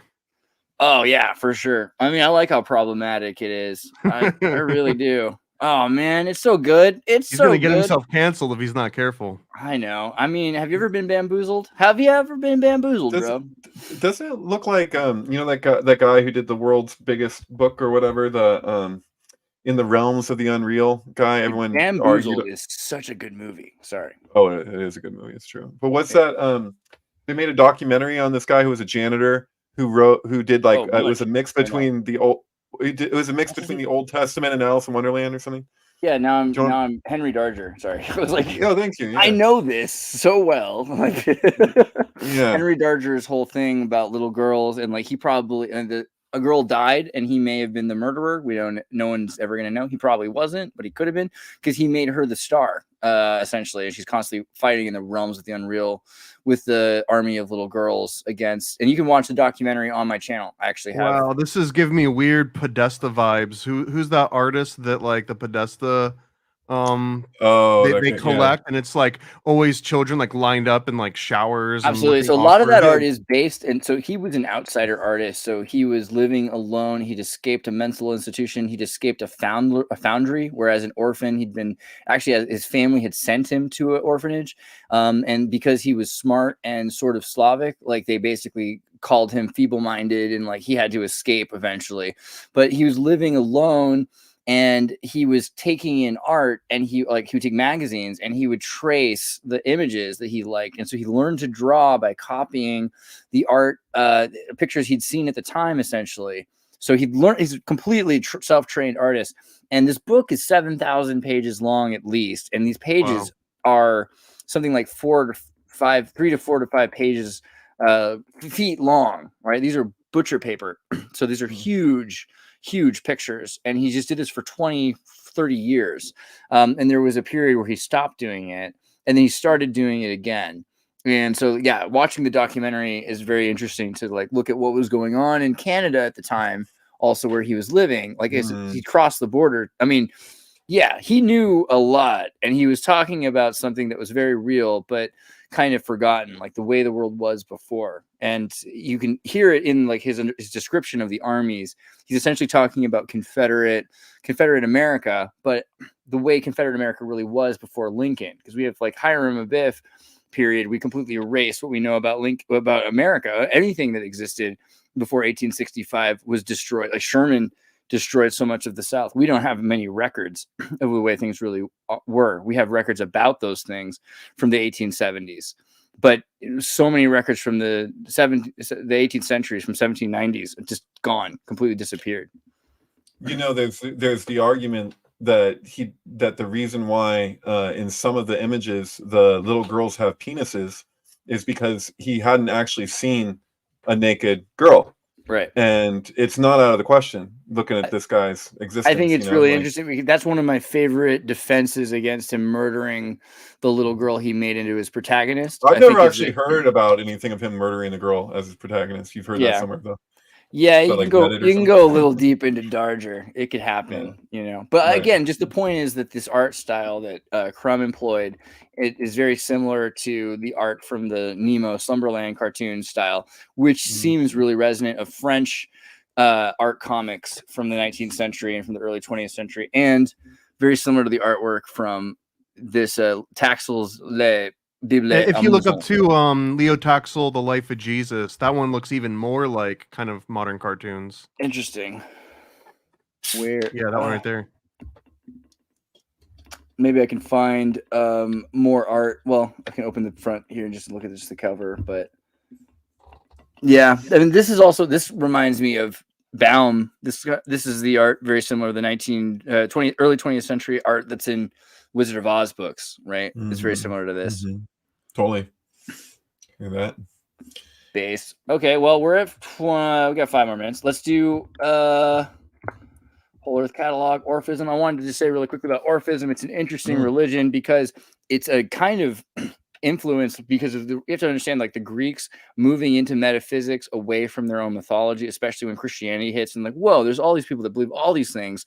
Let's find the common factor, which is another reason I wanted to talk to Barely Human, because, and I recommend this in the meantime for all of the audience, watch his more recent video from last year, Infinite Wisdom, Packing Art is Storytelling, because he did a really interesting job explaining how he did the Back to the Future video, which is really just unpacking archetypes.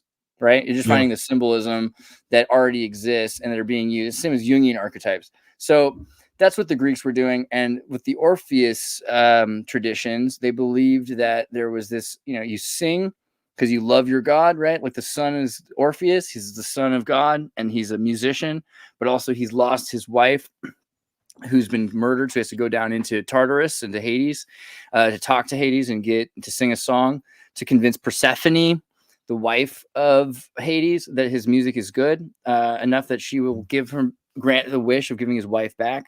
And he walks for 3 days past the 3 dogs, past the river of Styx, up the cave, out of Hades, out of Tartarus, into the clearing. He's just about to get out of the cave and he turns around at the last second, breaking his vow not to look behind him, to just trust Hades, because Hades is really big on trust, considering that he's like, he's downplayed, he's the uncle god that doesn't, oh great, I get death. That's fun. Right. So he just wants people to respect him. He turns around, he loses his wife forever. Right. So Orpheism is interesting because it doesn't stop there. Afterwards, he's lost his wife. He regrets his decision. He cannot heal these wounds. Some wounds cannot heal, as Carl Jung says. And so he just gives up on life and he sits on an island and a storm comes. And the sirens walk onto the beach like the witches, and they R-word him to death and they eat him, right? Like they tear him apart essentially. And from that, they take his head. The only thing left is his head. So afterwards, his head is placed on top of an altar, and his hair is washed with oil, and drips of water are fed into his mouth because he's immortal, because he's the son of a god.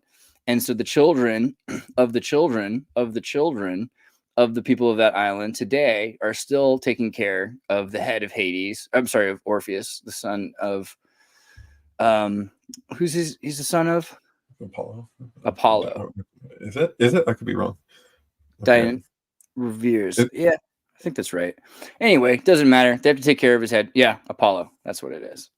Okay. So, I mean, yeah, and then so there's still this ritual there that we're taking care of this immortal that has given up, and I find that interesting because that plays into religion a lot.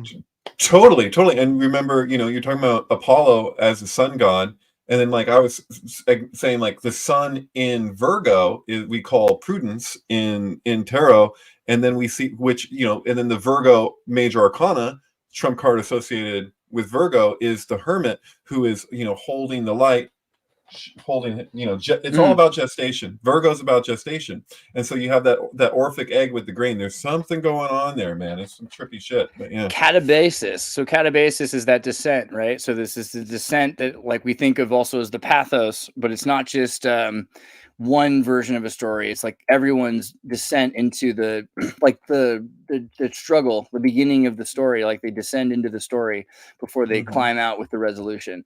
So the catabasis, the catabasis is the journey of going on into the underworld, and we associate this with early Christianity with the harrowing of hell, because Jesus, according to the harrowing of hell story, flew down into hell and actually rescues Adam and Eve, and does this whole and succeeds where Orpheus has failed, right? And so it's a major thing about not giving up. But this was a major belief at the time, essentially, was that Christ had to do everything we would have to do, including going to hell. So you're right. And keep in mind, too, when you're looking at like what Joseph Campbell, not that he invented it, but the idea of the hero's journey, when you lay out the trump cards in order as like a Vesca Pisces or a double row, they say you go like it's a circle or whatever, but you're going along. What is the card right before you go to the underworld? That is the hermit, because he's 9, right? So you say you have 22 cards. The way that it works around, you have this shift, and then you have the hanged man below. So it's a reversal. It's very much to do with like the reflection or whatever. But yeah, no, there's something to that. Dude, Ishtar's descent to the netherworld, really important. Also associated with Hathor and the golden calf. We should do that more next time. I love you all. Let me pull up the links to my favorite people here. If you haven't noticed, Paranoid American's putting out some of the greatest comic books that have ever been written. We've already got someone who just tonight picked up $123 worth of them. So you know that there are a plethora of options. He's got t-shirts, he's got comic books, he's got bumper stickers, he's got... If you scroll down a little bit, I've got my new adrenochrome party pack, I think, available. Is that not this one? Okay. If you scroll to the top and then go through all the featured stuff. Where do I go there? Or it's in the sticker. It's in the sticker section too. Sticker section, okay. And there then you go. Damn. Adrenochrome party pack. Get yourself the Adrenochrome party pack. You're gonna want to. Where's that sticker? I want to see the picture. There it is. You want to rip open this bag. Actually, it has a sealable, so you can reseal, which is great. And it's gonna have 10 different Adrenochrome themed stickers, 2 art prints, and then limited edition Adrenochrome, or Frazzle Drip, as we patent pending. So make sure you get yourself a bag of Adrenochrome straight from Paranoid American, the Adrenochrome party I love pack. these bags so much. I almost didn't want to even like give them out to anyone, but I mean, what am I going to do with 50 of these things sitting around the house? So I don't know, Christmas could happen. But yeah, in the meantime, everyone, limited edition of 50 of these. So as he said, there's not a lot. You're going to have to like really jump on this if you want to get one. So be the one, be the few, be the proud, be the ones who have Adrenochrome. And if you have kids, or even if you want to feel childlike, read and draw in American Cryptids, the coloring book for strange and unusual. It has all sorts of 25 different detailed cryptids, cryptozoological creatures, supernatural creatures, super awesome drawings of them. And yeah, it's just, it'll increase your imagination, and it'll give you something fun to talk about. It's a great coffee table icebreaker. If you have like a group of kids coming over, have the American Cryptids out for them, and they'll think you're the coolest uncle there is, or aunt, or trans god father, or they, whatever it is. And yeah, one more thing, shirts, because like he has a lot of sweet shirts. Just want to say, yeah, okay, sweet shirts, Paranoid American, dude. It could happen to you. All right, then the syncbook.com, where you can find the Always Record show, which I recommend. And then if you go to videos, we go beyond hindsight 2020. Make sure you've seen that. Syncflix, and you can find all the syncs of David. But more than that, because he has hundreds of syncs here, you can also go to MK Ultrasound on Twitter, and that's David Plate. And yeah, follow him on Twitter, because he's putting out Syncflix directly on Twitter. You can watch He's got Charlotte's Web, Flying Pig. He did Venus and Furs with Lady Gaga's Art Pop. Yeah, don't jump into this one because there's a lot of nudity. So just a heads up. But heads up for our audience. Yeah, if you want to see just the films, you can go to highlights at the top, and it'll just be the sync films. And so, but I've been going a little crazy actually because freaking, the uploading process for Twitter for some reason lately, I don't know if it's wars going on or if it's just traffic or what the deal is. But man, I've been trying to upload videos over and over again, so I'm doing them as quickly as I can. But I've had so many nights where I'm just like failed attempt after failed attempt, and then all of a sudden one will go through, and I'm like, oh yeah. Have you? They're full length videos. So. We should look up what the compression schema that they want is, because there's probably a way to compress it that they immediately don't have to convert the file. And what's probably happening is they're converting your files to another file type. If you just give them the file type that they're going to convert it to, it would probably skip that step and take less time on the back burner. Yeah, maybe. Yeah, I appreciate your help with that. Though it's weirding me out though, because sometimes it'll work and sometimes it won't with the same compression stuff. So I don't know. Whatever, we can discuss it later. But yeah. Anyway, it's the Illuminati. That's cool. I gotta ask: have you done multiplicity yet with anything? No, I've never experimented with the film. You're talking about the there is only one. I was about to say there's only one multiplicity. Never mind. I don't know if that's true, but. Yeah, no, the closest I have is I did have, if you play everyone has one mousy curly haired girl that they're like, I think it's Andy McDonald, exactly me. That's where I was going with this. So Andy McDonald, like she is in what is it, Groundhog Day. So Groundhog Day and What About Bob are a meta movie. So they're actually like, they're ultimately the two sides of the same movie. You'll notice in first shot of Groundhog Day is he's doing the weather, and you're seeing his shadow. So the whole thing is he needs to see his shadow through the movie, because there's he's got his name integrate his shadow. Yeah, and so this movie is about Jungian psychology, whereas What About Bob is about Freudian psychology meets Jung. So basically, like, you'll know he named his kid Siggy, as a kid in Hook or whatever, and Can't Hardly Wait. But what the frustration is of Richard Dreyfuss's character is that he's coming from a Freudian perspective, and he's confronted with. So look at that, the cover of the movie right there.